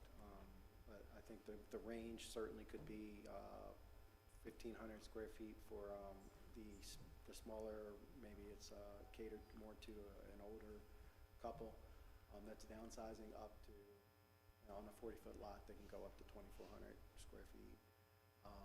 And then we have the 50-foot lots, which will then allow another jump up in square footage to allow some diversity in housing. But we do offer, I imagine some of the builders will offer that entry-level product for the more age-targeted type buyer that doesn't need all that square footage. But the bulk of, almost every community opens up, the entry-level house usually is not the best seller. So, good question. I go to Mr. Tyner. Those dimensions fit within our zoning plan? In other words... It does within the master plan development agreement. It does. Within this agreement, it calls for, some of the 40-foot widths, a little bit longer. It's unique to this project. But we're not condensing the dimensions here. Those dimensions exist in the grid in our comprehensive plan. It's allowed in our comprehensive plan for a variety of different uses. I just want to be sure. Will this project all be a gated community, or? Well, if I could stop Jay's presentation for a second. What you see before you today is nothing like I thought we were going to have when I started this project. I contracted this project 9 months ago, and I've been doing it for 20 years. It's been an amazing evolution with staff. I started this, there's a couple of rules of thumb in this industry. Number one is build where there's a market. Number two, try not to mess with the zoning and try to just get to the closing table as fast as you can, get that shovel in the ground, catch the cycle, and we hope the cycle continues. So when I came to the table, I was planning on just the back half of the property allowed 50-foot lots. It was going to be a very homogenized 50-foot lot program, and I was going to do a gated community. So I was going to do a gated community, 50-foot lots, and yeah, there was some commercial in the front. I didn't think that there was much viability here in this area. Possibly storage units, possibly a church or daycare. COVID hurt the daycare industry a little bit. And so I figured I'll figure the commercial out later. But there's very limited uses of what we could do with the commercial, but this would be a gated 50-foot community. And made a lot of sense, came in, presented our presentation, and we were made aware of the 50-foot emergency access, anything over 50 lot rule. Anything over 50 lots, you need a second access. So we said, well, no problem, we can build a gated emergency entrance to the north, satisfy the rule, and we're out. And that's when staff said, well, we got a problem to solve. And so I was made aware of the emergency access, fire response, EMS response issue that's involved with Citation Boulevard. The city really needed Citation Boulevard extended, and then staff did a good job of giving me not only fire response rates, but also I got a history lesson on Palm Coast in this area and the fires that have devastated the area, how they swept through at lightning speed, and why Citation Boulevard is also extremely important to just provide that connectivity and access for people to get out in case the fires come through again. So at that point, it was, my heart sank. Here I am thinking, man, I got to build this massive road, and if you look, the road's not going to cover the wetlands, right along the wetlands. It's going to be a lot of land lost. It's going to be 15 acres, plus I can't load houses on this Citation Boulevard road now, and the deal's dead. And typically at that point, a developer would probably walk away from the table. It just doesn't work economically. And but I understood the need, and staff, we both said, let's roll our sleeves up and let's figure this out together. And so we rolled our sleeves up, and it was an amazing partnership. I've been doing it for 20 years. I've been to many localities, and I've never been to a locality where you get this cell phone number for staff. If you have a question, you can call a cell phone. So, and it happened. And, occasionally I hit a couple hurdles and how am I going to solve this? I had a question about code, and could always get a hold of staff to try to just come. Every time we had a problem, we put our heads together, got out the board, and tried to figure out how to solve it. So I think what you have today here is an amazing project. We've diversified housing. We do a really unique job of the streetscape is mixed up, so you don't have one section of all 40s and one section of all 50s, and they're isolated and separated. And this is, you look down the street, and it really looks it's staggered, the product line. So we are not proposing to gate the community. We felt like with this new project, the way it lays out with a lot of the open space and the entrances, they got their own open space at the entrances that we felt like, maybe this didn't need to be a gated community any longer. The amenity center is in the center by parcel D, which is centrally located. So we wanted to try to not separate by gates for this community, and because you've got the attached single family on one side, you got this single family on the other. We wanted to kind of not feel like somebody was better than somebody else. So we wanted to try to bring it together, make it cohesive, and not be gated. So on the 40-foot wide lots, how wide can you put a house? Like what is going to be the width of the house? It's a 30-foot width house. 30-foot width house. Mm-hmm. Yep. This is a pretty big size project. Looking at it, I see that two egresses and of course egresses.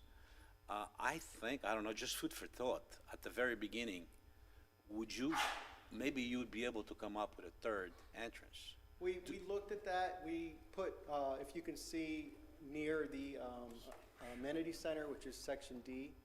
We have an emergency access entrance there on that loop around. We looked at putting a third entrance there, and then that would become our primary entrance. And because of elevations and really no wetlands and open space pockets right there, we felt like shifting the entrance where we have now between those two bee ponds, we felt like that was a more grand entrance. It was across the street, across Citation Boulevard from large ponds. We were able to have ponds on both sides, come straight in.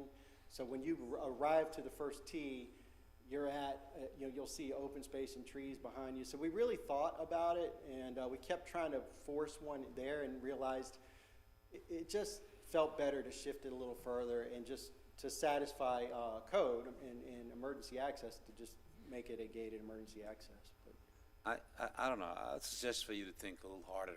I don't know. Okay. For this size of project, only 2 entrances. I think it's a little tight, in my opinion. Okay. And if you could see in your heart and in your pocket, of course, to look at the third one at the very beginning. I know it's probably going to be the main one. You want to make it people will make it a main one, but having just that little emergency, if I could see it correct. I don't know. Please, I'm not telling you what to do, but please see what you could do, think about it, and I don't know, maybe with the help of our staff, come up with good ideas, because they're good at that. See what you could do, because it's has to do with safety, and safety is one of my main things. Thank you. Thank you. We'll look at it. I really liked that where it is now, just being, it's in the right smack in the middle of the community, rather than trying to drive. If that ends up being the main entrance, it's possible that people may make that turn first, and then that's driving a lot more traffic through the community. But yeah, I'd love to just sit down with us and roll our sleeves up and look at that too. Please do roll them all the way up to your shoulders, please. Thank you. It's just, it's hard to swallow this 4,800 square feet. So many people in the community complain about 6,000 square feet lots, and now we're bringing them down to 4,800. I'm yet to see, I think this is going to be the first project with that small lots in Palmco. Yeah, I do want to note, though, that even though the lots are smaller, as Eric pointed out, you look at the extension of Citation and the 20 acres that the city provided, it really did hamper, to get the units to make it cost feasible for them. But the most important thing is they're going to scatter the lots, not 40, 40, 40. They're going to be scattered throughout, and they are not going to go below our minimum size house per our land development code. So yes, a lot is a little bit smaller, but they can't, as you heard Eric, I think 1,500 square feet is above what our land development code calls for on his estimate of What's the minimum on the? 1,200. Our land 1,200, development so calls for 1,200 square feet for residential units. So we're at 1,500. Single family. And what he said, the smallest size most likely going to exceed what our land development code requirement is. And the reason that I put this particular slide up is that the color coding that you see actually shows how we're scattering the different size lots throughout the community. So we're not having a 40-foot section, 50-foot section. There'll be that diversity of housing throughout the project. So that goes it's a graphical depiction of what Eric just described to you. Mayor, if I may. Mr. DiLorenzo. So while you were having this discussion, I took a look at another community that we have in town that has 45-foot wide lots. And the smallest home I could find in there, under air portion of it, was 1,975 square feet. And the largest so far built is about 3,500 square feet. So the width is not the limiter for the size of the home. There's plenty of housing that it's just shaped differently. They're longer homes. They're two stories. The 1,900 was a single story. The 3,500 was a 2-story. So we're seeing those homes in our community with the smaller width lots already. And you feel the staggering is an important visual plus because you're not looking directly at the same part of the house. So the staggering is important, is what you're saying. Yeah, absolutely. You're gonna have different, the houses are gonna have a different shape to them, right? You're gonna have some more narrow ones and some a little bit wider, so it'll have a more, better diversity. It'll have a different look from the curb, as they're scattered throughout. It won't be a cookie cutter community where you see the same house all the way down the streetscape. Does that conclude your presentation for the Yes, sir, moment? unless you all Okay. have any more So I would open up, are there additional questions? Those are good questions. Any additional questions for the developers representative while we have them at the podium at this time? Yes, I'm glad that the building of the road, it's on phase one.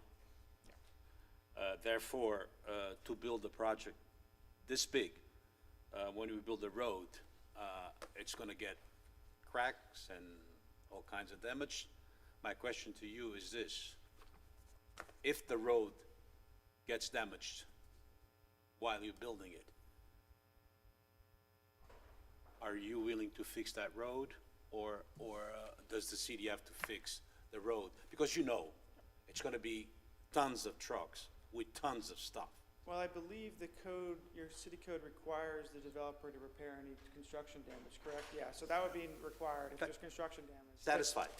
But to that point, not to get too deep into it, but the plan is to coordinate the infrastructure of the subdivision with the construction of the road. Obviously, phase one is the front portion of the road, so we get most of the heavy construction completed as the road is being completed. And then that way, that'll minimize that potential. But And if I it could tell happens, you it's our by- responsibility. By looking at our staff and know what they're capable of, if you run into any questions, please don't hesitate. I'm pretty sure that they'll be there to answer any They're always questions. there. And just to add, when we get to the point of construction, we'll have like a construction entrance to limit it as much as possible. Yeah, but my question was, who's gonna fix it because it's Yes. gonna be a lot of traffic over there while you're building over 450 homes. You know what's gonna happen. So I just wanna make sure that it's on the record that they actually have to fix it. Actually, by code, they have to fix it. Yes, sir. Thank you. Good. Thank you for that. All right, if there are no additional questions by city council at this time, I would open up to the public for public comment. Help me with this, Mr. Rice. Yeah, Mr. Mayor, what we're right now is on the public hearing for agenda item number 8, which is the ordinance amending the future land use map. We're going to have 3 separate public hearings. So the first one for the public to consider and to give us any input that they wish would be on agenda item number 8, which is the Flume Amendment. We'll take a vote on that, and we'll move on to the next agenda item as appropriate. Seeing no one coming forward, I'll close public comment on number 8 and bring it back to city council. Any additional discussion at this time? No, and I'll move to approve it. I have a motion to approve, I'll second it. and I have a second. Any additional discussion? Then I would ask for a roll call vote. Vice Mayor Branquinho, Yes. Councilmember Barbosa, No. Councilmember Danko, Yes. Councilmember Clufus, Yes. Mayor Alpin. Yes. Motion passes 4-1.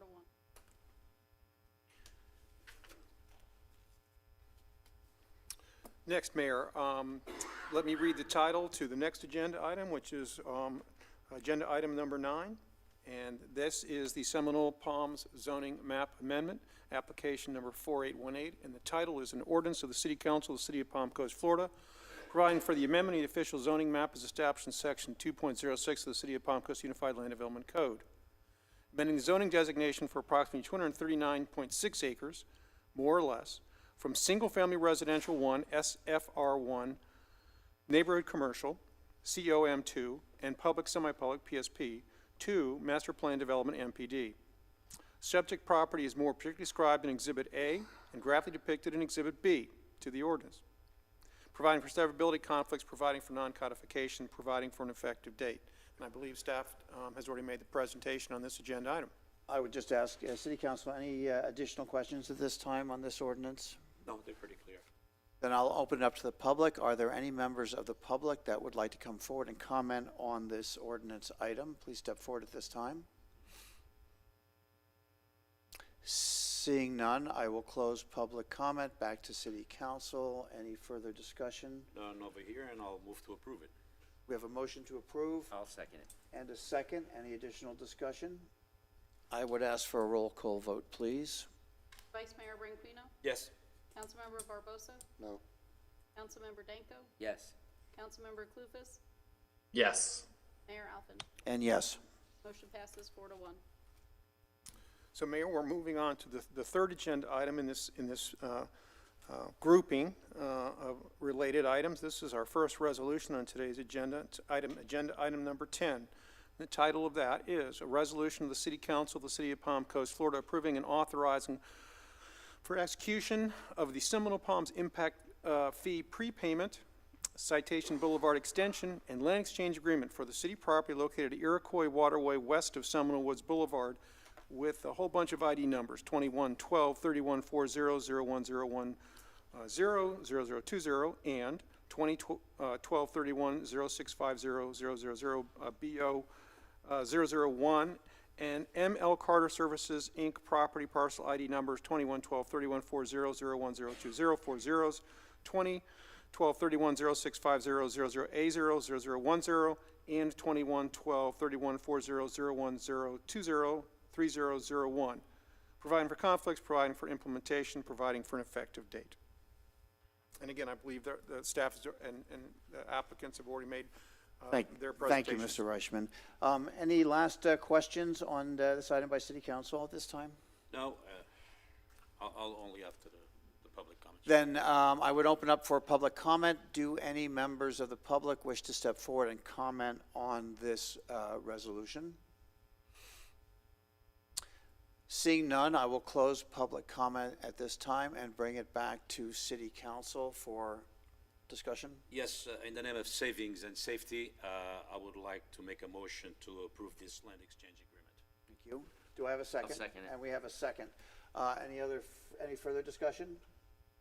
Then I would ask for a roll call vote again, please.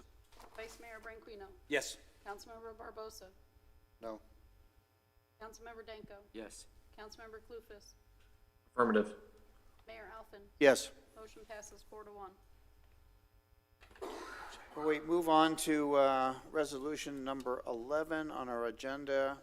Mr. Reichman. Yes, this is a quasi-judicial matter, Mr. Mayor and Council, and the title is a resolution of the City Council, City of Palm Coast, Florida, approving an application number 4828 for the final plat of a parcel of land being a portion of the land lying in government sections 5 and 6, Township 12, South, Range 31 East, Flagler County, Florida, providing for severability, providing for codification, providing for implementing actions, and providing for an effective date.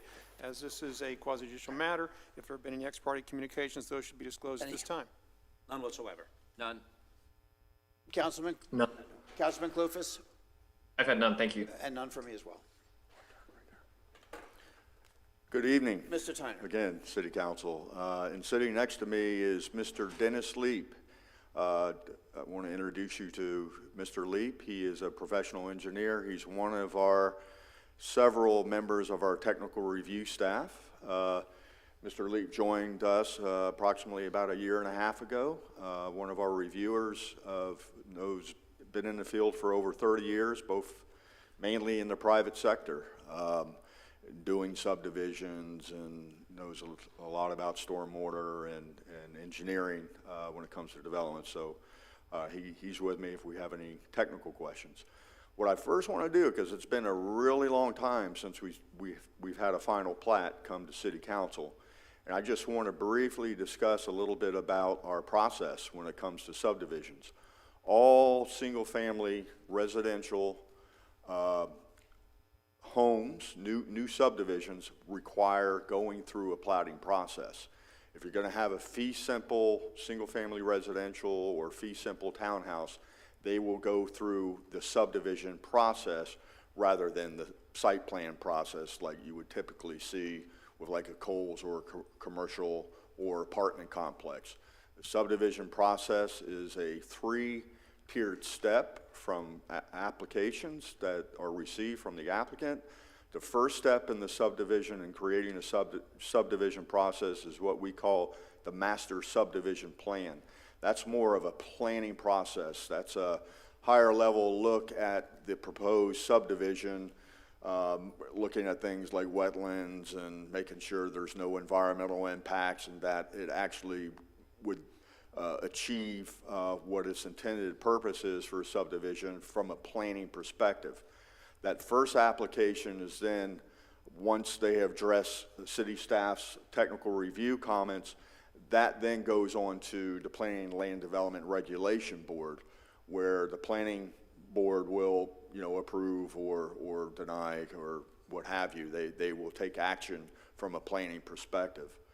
The second step, once they get that approval from the Planning and Land Development Regulation Board, the next step is they would submit for what we call the preliminary plat. That's the step 2 process. What that is all your construction plans, your details for your subdivision roads, your utilities, your water, your sewer lines, all those details, stormwater ponds, the grades that you're going to have, your landscape plans, your irrigation plans, all the details that you think about the construction are part of the preliminary plat application process. Once the application meets all of the technical standards, both from the state, federal, and within our land development code, city staff will produce a development order approval. What that allows the project to do is to start construction on the horizontal work, the roads, utilities, and start that process. The next step of the subdivision process is the final plat, and that's where we're here for you tonight. City Council approves final plats. At this stage of the game, it's based on state statutes.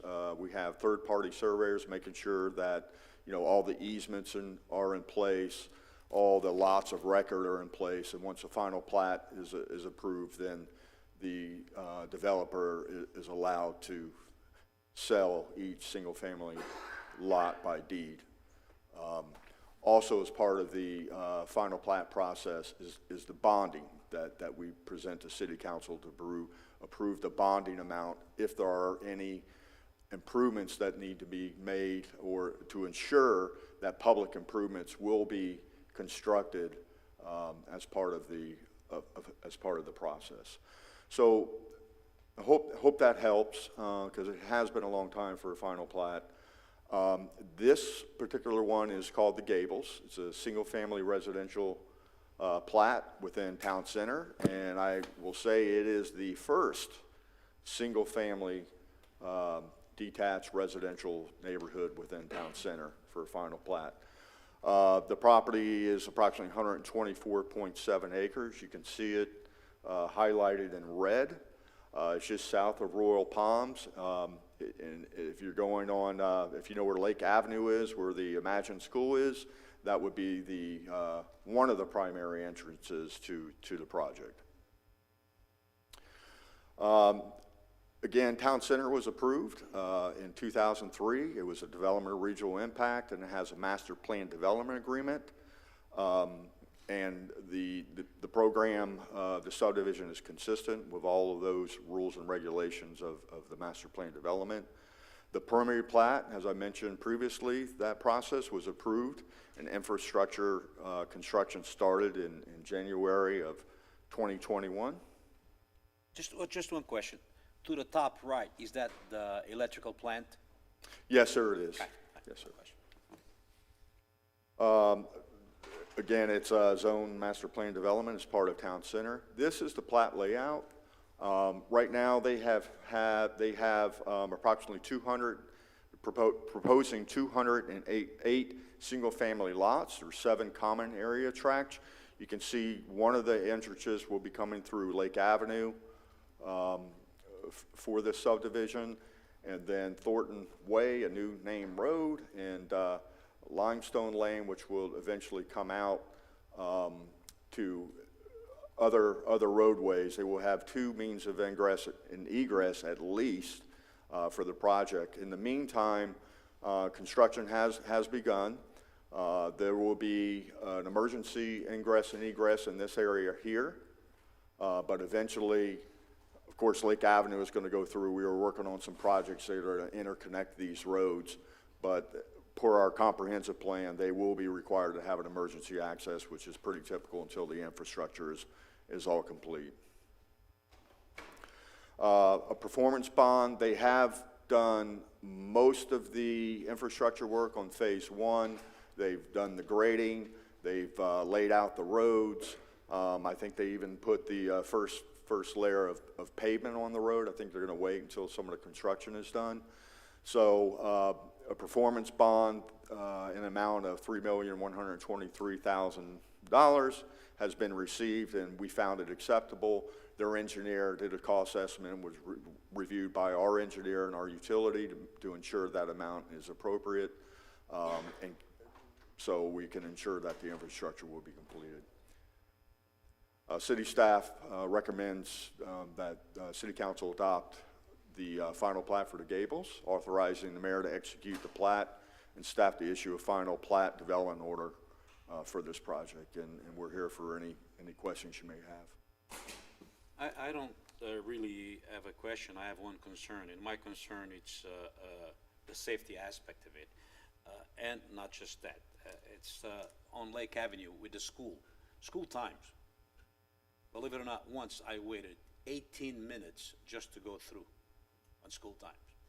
So I think that second exit, egress and ingress, should be looked upon and made very, impose some on that, okay? Because it's hard. It's hard by looking at this, especially school time, morning and afternoon. You could be taking sometimes over 20 minutes just to get into your complex. It's something to be looked at, and I appreciate if you, talk with a builder to make sure, okay, if they could come up with a second ASAP before they even start selling or anything eventually, and create the proper egress and ingress on the other side, other than Lake Avenue. Yes, sir, and it will happen, and that's going to be a matter of time. And I do want to state that we actually met with Imagine School last week, and we are going through working with them and working with Town Center, working with of looking at different alternatives of making the transportation a lot better. So we are in the works of not only working with the applicant but also with the school to make it definitely not an oversight. Right. Additional questions from members of the council? What are the lot sizes on these projects? These are going to follow our, even though it's in the town center master plan development, they're going to be typical 50-foot wide lots that you see around the city of Palm Coast in our single-family 1 zoning districts. And will this be open or gated? It is going to be open. The only other footnote, and you can help me with this, and the engineer was so nice to be here, but most of the infrastructure for the town center area was actually put in by the development organizations many years ago at huge expense. And it's just now that these projects, because of the economic downturn we had, and I'm kind of offering a little history to our Citizens Academy again, are just realizing the vertical growth of the area now, despite the fact that all of that infrastructure was laid in, I'm going to guess, I don't know how many years or how many millions of dollars ago that was. Is that an accurate statement? That is an accurate statement, millions of dollars. And that was, I believe, installed probably around 2004. Okay. And it was a huge investment for a lot of our roads that are existing, around City Hall, the utilities. They invested a lot of money. Yes, sir. All right, good. Just so you have a little history on all of that. Okay, additional questions at this time? If not, then I would open this item up for public comment. Are there any members of the public that would like to step forward and comment on this resolution? Actually, can I ask one more question? Go ahead. Off-street parking in front of these houses, is that going to be permitted or not? No, sir, not in this project. It's going to be a typical single-family home that you would see, subdivision, requiring 2-car garages and. Are they going to have like a visitors parking spots or? No, just your typical neighborhood for, you'll have you know, two-car garage and a driveway to be able to park. All right, so I'll go ahead and close public comment at this time. Any additional discussion? If not, I would ask for a motion to approve. I'll make a motion to approve the I final. have a motion to approve. May I have a second? I'll second it. And we have a second. Any additional discussion on the item? Seeing none, I would ask for a roll call vote, please, from the clerk. Vice Mayor Branquinho, Yes. Councilmember Barbosa, Yes. Councilmember Danko, Yes. Councilmember Clufus, Yes. Mayor Alfin. Yes. Motion passes 5-0. We move down the agenda to our consent agenda. I would ask City Council, are there any items amongst the consent agenda that you would like removed for special discussion at this time? No. No. Then I would ask for a motion. I'll make a motion to approve. Don't we have to Do go we to have public? to public? You have to open for We public comment. can receive the motion in the second and then receive input from the public on any item of on the consent item that they wish. And I'll second it. So I have a motion and a second. Now I'll open it up to the public. Does the public wish to comment on any item contained within the consent agenda today? Seeing none, I will close public comment. Back to City Council. Any additional discussion? If not, I would ask for a roll call vote. Vice Mayor Branquinho, Yes. Councilmember Barbosa, Yes. Councilmember Danko, Yes. Councilmember Clufus, Yes. Mayor Alfin. Yes. Motion passes 5-0. Moving on to other business. This is what you've all been waiting for. This is the presentation of certificates to the graduating students of the City of Palm Coast Citizens Academy class. And I would let everyone know, I want the public to know, that the class was required to sit through this lengthy meeting and go through all this detail, some of them for the very first time, but this was part of the deal, and I can't tell you how much we appreciate your presence today. So, Brittany, with that. Thought we were going to make it easy, eh? I did warn them that it was a long agenda, but you guys did great. It's still morning, so good morning. This was my first time facilitating the whole Palm Coast Citizens Academy, and I really lucked out with a great group of 13 participants. And this was actually the 50th session of the Palm Coast Citizens Academy. So I think that just goes to show that it's a very important and popular program. And I hope I can speak for the whole group when I say that we had a great time. We learned a lot about the majority of city departments and got to know a lot of the hardworking, dedicated city staff. And I'd like to thank our city manager, all of our department directors, and of course all of you on the city council for participating with us over the past 5 weeks. This program requires a lot of dedication from everyone involved, from the staff to the attendees, and I'm so proud of the group, and we are graduating them this morning with the 50th graduating class. So I think that's very special, and I know you all have been sitting there for a long time, so I'll keep my comments very brief. I had occasion yesterday to kind of pre-congratulate you, and there was a comment, and I told you yesterday I would steal your comment. I asked what was most noteworthy about your time spent during the participation in the Citizens Academy, and a member of the class said, you know what, I can't get over how excited and how enthusiastic and how willing members of city staff, employees of our municipality were to step forward, answer questions, volunteer information, and it was really kind of heartwarming.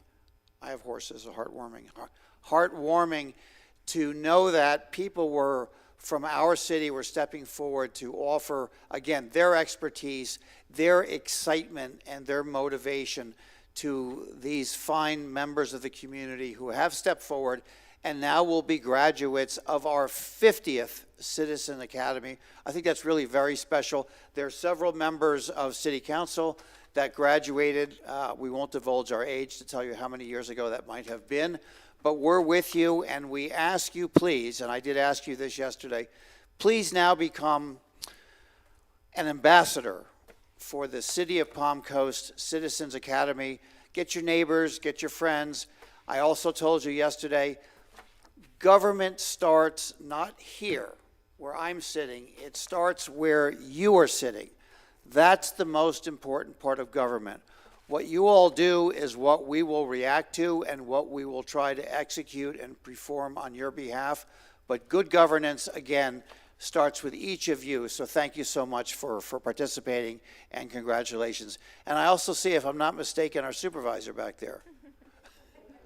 So I will comment, one last comment, that our supervisor of elections, who will get busy before you know it again, had the great thought to have members of their staff participate in our city's academy. I can't think of a better example of collaborating amongst city, county, and all of the other areas around. So thank you very much for all of that. I just want to add that, remember, if you remember what I told you when we met, you are me and I'm you. So please get involved. Now you know about this city just as much as I do. So please, and if you want to become politically involved, that's what we need. You got the background, which I didn't when I came here. Once again, thank you for putting Very out good. with So us. give yourselves a round of applause.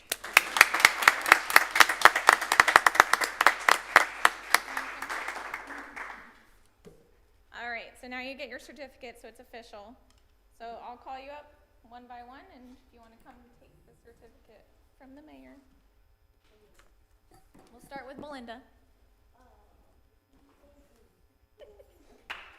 Karen. Brenda. Chris.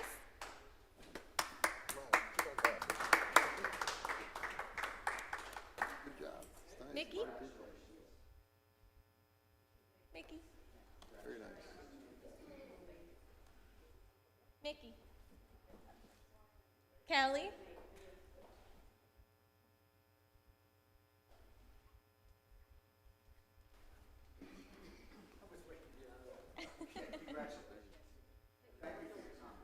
Grizzly.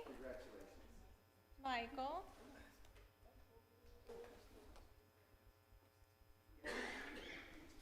Emma. Mike T.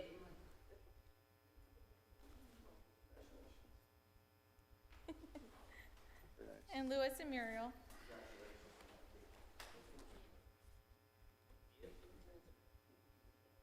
There we go. Best for last, right?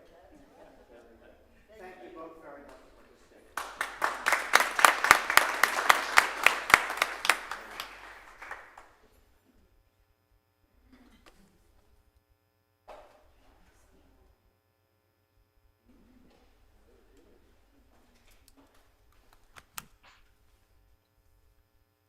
We now have reached the final public participation segment of our agenda. Are there any members of the public that would like to step forward and comment at this time? I see the graduating class is quiet. I'll give them a break. I'll cut them some slack. Very good. I'll close participation at this time. Next item. Discussion by City Council of matters not on the agenda. We will go to item number 24, which is a discussion, city manager search, and we have a presentation. Good morning, Mayor, City Council. I just wanted to give you a brief update on posting for the city manager. That posting closed yesterday afternoon. We had 91 applicants. However, a few of the applicants failed to attach their resumes, so it is a little less, but if we look at the site, there you will see 91 names. Approximately 40 of those people have some type of government experience. So I wanted to give you a briefing because I thought you may want to consider holding a special meeting to discuss the applicants and narrowing the pool down. I will be bringing the binders, and the binders will contain all of the applications, all the resumes, the references, salary information, anything that they sent will be in the binders. I will be bringing those on November the 9th to council. along with some potential interview questions that council could consider. And we just need a direction on if we want to have a special meeting or some kind of timeline so we can discuss those. So just clarify for me if you would. So you're going to prepare hard copies of all of the information that you just said, which will be delivered to City Council on what date? November the 9th. November the 9th. And that information is currently available to all City Council members. That is correct. Everyone should have access to the portal. If you had any issues, Blake Kershaw would be willing to help you get in if you had a problem with your password or anything. But all the council members had access. Okay. So does staff have a suggested date in mind for the work meeting, for a special meeting? Yes. Is it, first of all, is it a special meeting that we are requesting? Is that what it's called on a workshop? Well, Or is there a difference? it could be a special meeting. If you're going to do it as a workshop, you wouldn't be able to take any action. If you're going to do it as a special meeting, then the council would be able to take some sort of formal final action. That would be the distinction between holding a workshop and having a special meeting. I think it's better a workshop first so we could all discuss everything. I don't know, it's up to you. Well, the difference would be, I would suggest that if it really depends on what you're trying to accomplish at this next step.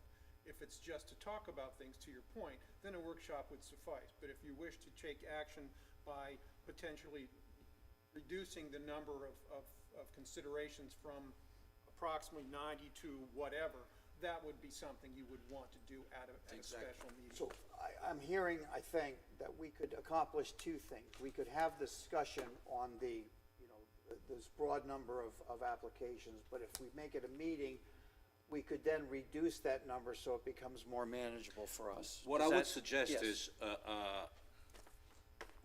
talk about it in a workshop and have a special meeting right after the workshop if any decisions has to be made. Can that be done? Fine, sure. Is it necessary? And We've done that before. You can. You can have the same discussions in a special meeting that you have in a workshop. just because, I don't know that it's really necessary procedure to bifurcate it in that manner. But that's up to the council discretion of the council. I think it's a waste of time, really. I'm just saying. No, what I mean waste of time is. Nothing's a waste of time. I'm just saying, I think you can do all that you want within the framework of the special At the meeting. special Without meeting. any, yes. All right. But what I was saying was that instead of having, okay, or you don't have to talk about it in a workshop and then in a meeting, have a meeting right after a workshop, even if that will not be part of the workshop, right after the workshop, so we don't come here purposely just for that, even though I think it's worthy. But let's say we have when's our next workshop? If staff may help me, Denise?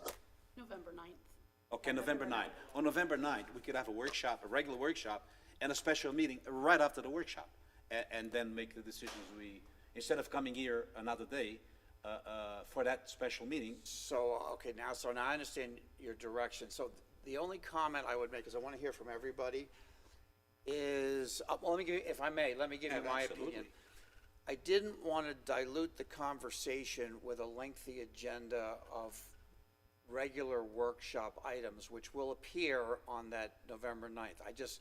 I want to make sure that we were focused if we could. But if you all are okay to tag it on to the regular workshop and hopefully avoid an extra meeting, I'm not opposed to it. But you're saying that workshop is lengthy already.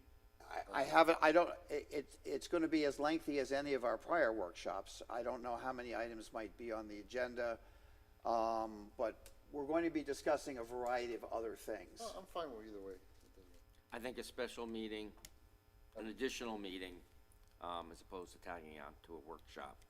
And I would hope that we could hold that meeting at night so more of the public could attend and hear our thoughts and stuff on this important position. I'm game. I have absolutely no problem. I just proposed that in order to save somebody else coming here again. So we have a consensus to request a special meeting, an evening meeting.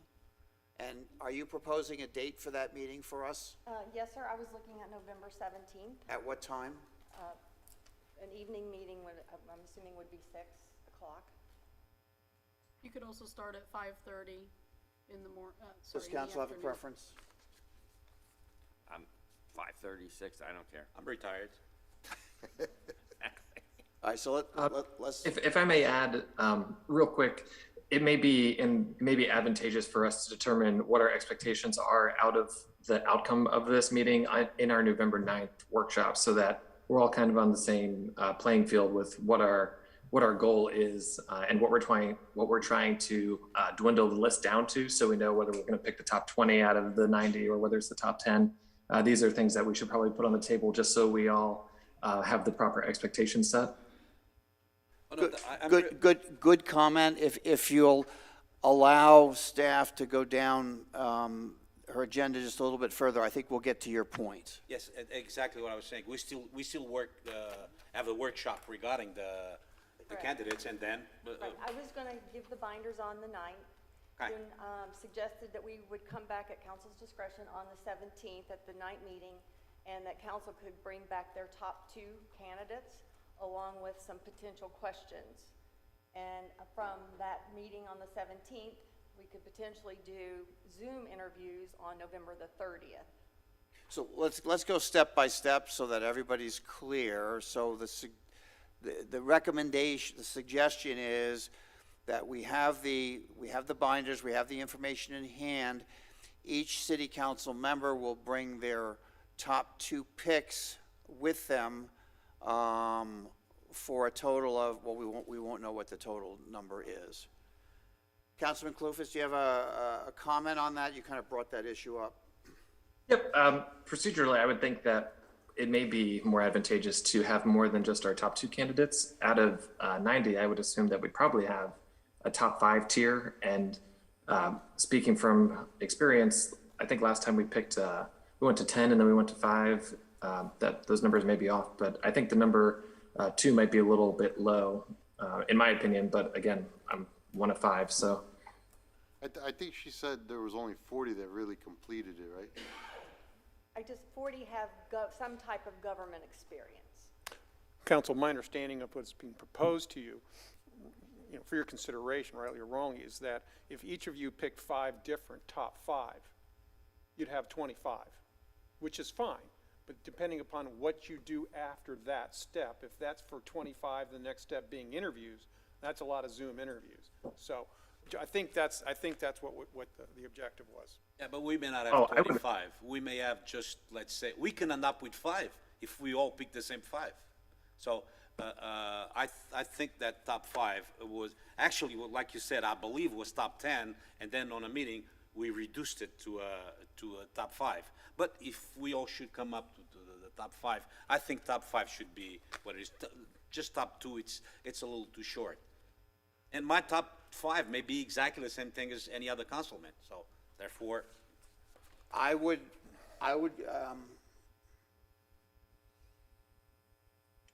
think top 5 is not having reviewed all the information yet. Why limit ourselves? So do we have a consensus that each council member will bring their top 5, and with the hope that we won't actually have 25, that we will already agree on some number. You may only find your top 3 instead of 5. So I think that number will dwindle down. And you open up this conversation. I appreciate this very much because I've been wanting to say this. And whether you all agree or not, I'm going to say it anyway. It would be a perfect situation if at the end of this process, we were all able to unanimously choose a city manager. I have no person in mind, but I like to instill that thought, if it's possible, if we could have unanimity in our choice, it would be a great pat on the back for the future of the city of Palm Coast. I just wanted to get that out and say it, that's all. So you have direction now that we will each bring back our 5 top lists. And I don't know if you had said it, are you offering us some form of a sheet to work from? Right. Very good. I have a triage score that Okay. Yes, that council can use at their discretion if you choose to use it. It just helps you rank the applicants, whether you're interested or not interested in moving forward with that candidate. just point of info, those sheets will become public information. Those are public records. Public records. Absolutely. Just those sheets. If anything you write in there, it belongs to the public. Next step. So now where are we? Now we're down to a maximum of 25, so help me along with the process. So, I don't know that you want to do Zoom interviews for 25 people. We could meet on the 30th. We could have another special meeting if council chooses and narrow that 25 down to, So I guess I'm lost. Why wouldn't we be able to narrow them down at the prior meeting that we On the just 17th? established? Yes. when everyone brings their 5 choices. Only because that will dictate the number of Zoom meetings that we have. Right, that's correct.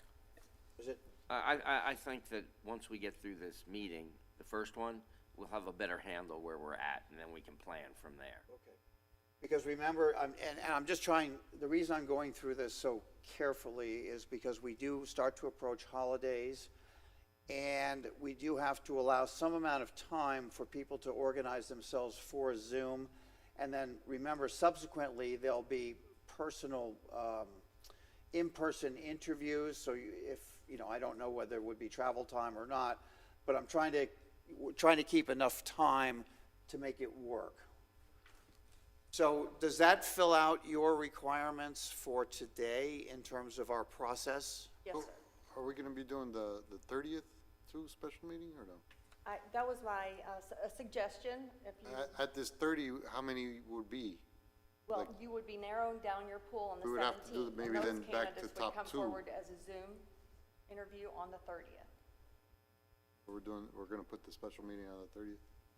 Is that, I'm asking you all. Yeah, that's fine, that's fine. yeah, It gives us a better, Yeah. What time of day would that meeting be? Again, I think in the evening, it just gives more of the public an opportunity to see the process. So you keep it the same? Okay. Fine, okay? So council, just for the record, my understanding is that you've given direction to staff to they're gonna provide you the information, I believe, on the 9th.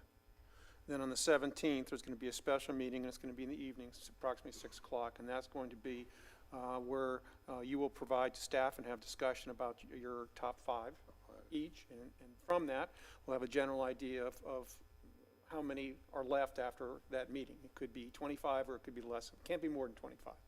And then the next meeting is going to be the 30th, and it'll be a special meeting.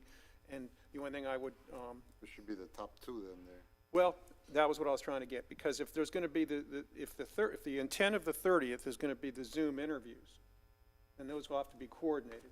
So you will have already made your selections, I believe, on the 17th, so that you can direct staff to set up the Zoom interviews for the 30th. So, and the only thing that I would point out, just from a practical standpoint, if it's going to be a large number, you're starting interviews in a public format, starting at 6 o'clock. So each one could last however it's going to last. If you've got a lot of interviews, then it could go on for quite a while, which could be cumbersome for the public as well as for those that are being interviewed. And again, I'm not trying to, this is your process, but I just want to get a little ahead of it so we know where we're going. So just to qualify that quickly, does staff have a recommendation based on experience in the past on how long a Zoom interview should last? If I may, the last we had him, we didn't have a Zoom, we had him here, and it was 45 minutes per 45 minutes to an candidate. hour. But that was only, we were down to 5 candidates. Yeah, we're at And it was 25 still. 45 minutes.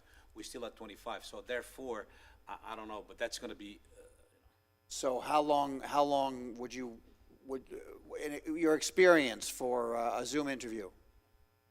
45 minutes to an hour For each one? for each one. That's a long meeting on the No, that's, 30th. okay, that's not practical, not for 25 candidates. unless you start 6 o'clock in the morning and go until the end of the day. Wait, may I interject here? Is the goal of our 17th meeting that we kind of create a Venn diagram of all of our top 5 choices to see where the overlap occurs so that we can prioritize which candidates would be most likely to actually have a chance to go through, the entire process successfully? Or are we going to interview all 25, even if we have no overlap between candidates? That might potentially be an issue, but I find that highly unlikely. Don't we want to kind of get our number down on the 17th to less than 25. I thought we all bring 5 to the 17th meeting. And then from there, we dwindle it down to what we think is a reasonable amount of candidates to interview. I don't suspect that we would all think 25 individual candidates, we're not going to have a successful outcome if that's the number that we're bringing to the table. I think on the 17th is when we dwindle the list down of the 25 potentially to where we see where we have overlap, and then those candidates are the ones that we invite for an interview. The last 5, yeah, Mayor, number 17, we should be. If I could offer a suggestion, I think one of the questions you may want to discuss is, do you want to have 2 types of interviews? Do you want to have the Zoom interviews for 5, 10, 15, if they're going to be 45 minutes each? And then after that, dwindle it down to whatever, 5, and have them come here live. Because if you're looking at an hour times 15, that's 15 hours of Zoom interviews. You're not going to be able to do that in one evening. You're going to probably need 3 evenings for that, each one being 5 hours. And who knows what it's going to be. But I just want to I'm trying to put some common sense mechanics into this for your discussion purposes of the rest of this process. Maybe instead of top 5, top 3. Well, so let me rotate the wheel one more time. And Councilman Kloofs, you had kind of convinced me to go up on the number. If we each come forward with our top 2, what is the downside to that? What are we missing? The 'Cause that statistical starts us out probability with of us 10. having overlap. What's If we that? have top 5, there's a more chance that we're going to have a common candidate between us. If we only have our top 2, then potentially the most likely outcome would be that we would have 10 unique candidates. But if we each select our top 5, it would give us a higher probability of having overlap and forming a consensus. I think the 17th, if we get our minds together, the 17th will clarify a lot of things, and we probably be down to the legit 5 candidates. I'm pretty sure we could accomplish that on the 17th. So let me hear from a council member. At the conclusion of the meeting on the 17th, how many candidates will remain? How many will be left standing? 5. Yeah, it could be 5. I would agree. It's probably close to 5. I think that would be a 5? reasonable expectation of Okay, overlap. I'm good with that. So now we're at a place, and then following that, you would schedule the in-persons. Yes, absolutely, yes, we would be bringing them in. That's what we did the last time. We had the 5 of them come over here, and we interviewed them personally. Yeah. Is that clear for the attorney? Well, I'm just trying to make it clear for all concerned. So what I'm hearing is that we're changing a little bit. We're doing the 17th. We're gonna start with potentially 25. Well, the objective is to get it down to 5. You had previously indicated that you wish to have a meeting on the special meetings for Zoom interviews on the 30th. Now, if we're down to 5 at the 17th, I'm not sure I'm hearing that there's a need for the Zoom interviews. Exactly. We would skip that process and then just go straight to the regular interviews. I think that's what I'm hearing. Yeah, but I would reserve that decision for the 17th, because the 17th will realize if we do have the 5 or even more. So, correct. So I think that on the 17th, it's going to be decision night. If we were unable to come to an agreement Absolutely. on a final 5, then we have Zoom to insert to extend us. Okay. Absolutely. And you said the meetings you did personally on those days? So in the last go-round, once the city council at that time had the number of applicants down to 5. Actually down to 6. Was it 6? I apologize. 6 because one was added You're as, right. as a I request. apologize. At that point in time, they were invited to the city of Palm Coast. They came here and they went through more than just interviews. I believe, if I remember correctly, with just the council, there was like a meet and greet, and then there were the individual meetings between all of the applicants and the individual council members, and then I believe there was a tour given to each of the city by a representative of staff, and then there was the final sunshine meeting where there was actually the final interviews by the entire council with each applicant, and then the decision was made at that sunshine meeting. Correct. That was, I believe, the process Correct, last yeah. time. I may have forgotten one step, but I think There's that's, background timing that has to be done for the candidates to be vetted as well with their backgrounds. So there was a break in between council choosing their applicant at the interview versus the timing of it, of when they So- selected. So that vetting process will be performed on the final 5, is that correct? That's correct. Okay. All right, I think staff is fine with where we are right now. If I don't want to, but I mean, we have direction. The 17th is going to be a discussion. That'll probably be the hardest part is getting the potential 25 down to your 5. That would be the heavy lifting for the and 17th. but thanks to Councilmember Aquino, we left ourselves an out if we had to insert a Zoom because we're having difficulty, decreasing that number. We have a way to move forward, which I think is what's Okay for important. staff? Absolutely. And just so council knows, November 17th is a Wednesday evening, and then the day before, we have our regular business meeting, November 16th at 9 a.m. I'm retired. Does staff have any additional questions? No, I guess we can pick a date to bring them in once we get to the final 5 on the 17th. That works for council? I mean, do you want to suggest a date now? December- I'd like everybody to be able to check their calendars and make sure that we're realistic because we're getting into it. I think the 17th will tell you everything. Yeah. That's Yep. what it is. We could possibly do it as early as December 7th, or we could push it to January 4th. So Yes. you're okay leaving that open on the back Excellent, end? for December 7th or January 4th. Okay. Those are good dates with me. Councilman Clufus, can you weigh in on that? You're good with that? Absolutely, yeah, I think that's a great consensus. Very good. Well, we thank you for your efforts and look forward to receiving those materials at your earliest opportunity. Any other questions? No, sir. Thank you.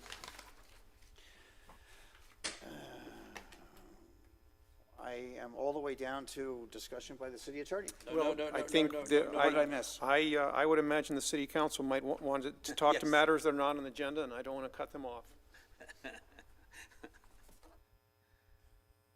Especially me, I got 3 good things today. All right, I don't mind starting. And first, let me just say that feels weird not having my good friend Nicholas Clufus sitting to my left over here, but I see him in front. It's kind of weird, but it's good to look at you.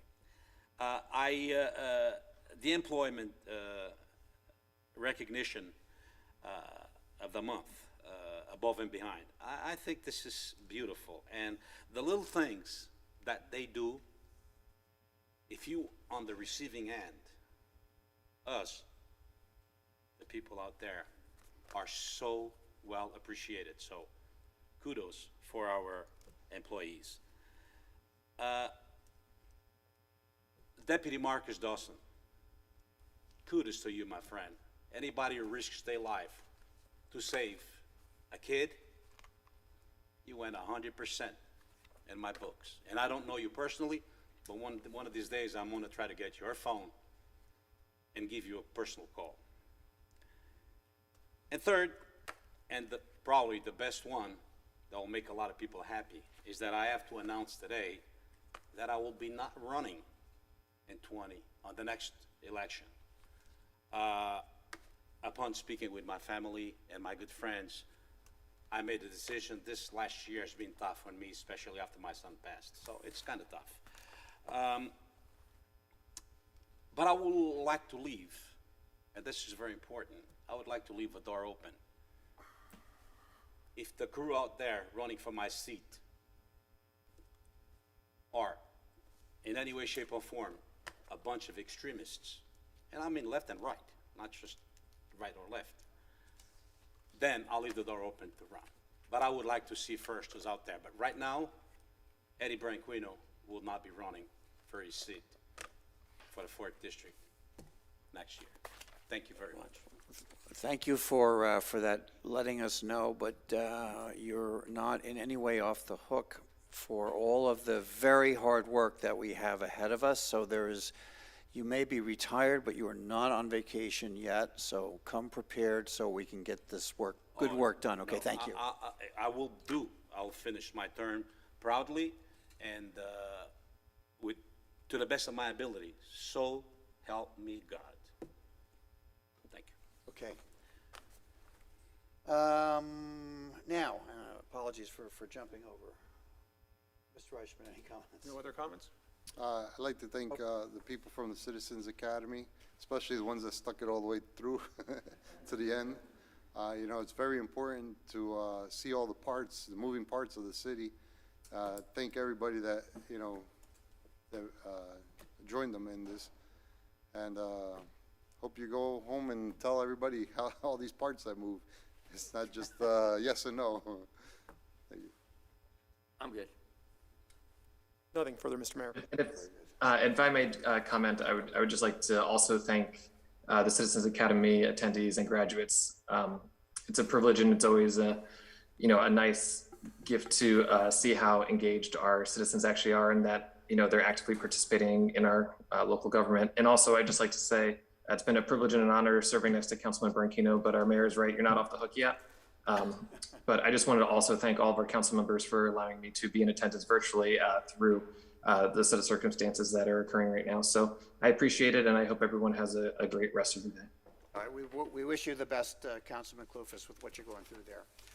Now, if I'm correct, are there any, thank you, any comments from the interim city manager, please? Thank you, Mayor. I do have a procedural procurement item as part of the agenda. It's just the reporting of emergency and sole source purchases for September. It's just a procedural item, but I want to bring that to your attention if there's any questions. Any questions? Okay, last but not least, don't forget that Councilman Branquino is leading the bike ride. What date is that? The 30th. On the 30th. That's part of our Mobility Week. Food Truck Tuesday is today, so please come out this afternoon to Town Center to support. If I'm not mistaken, it's the Arts Foundation today will be the beneficiary. So it's a beautiful day out there. Please come and participate. And finally, 30th at 10 a.m. 30th at 10 a.m., thank you. And finally, the all-important Hall of Terror. This year is the Palm Coast Fire Department's 20th year hosting the Hall of Terror. So please, October 29th and 30th from 7 to 10 p.m. at Fire Station 21. I hope our new graduates will know where Fire Station 21 is. It's free and recommended for ages 12 and up. So please get your neighbors to come and participate and have some fun. We all deserve it after what everyone's been through this Halloween. So thank you all for attending today. I would ask for a motion to adjourn. Motion to adjourn. Second. Thank you all.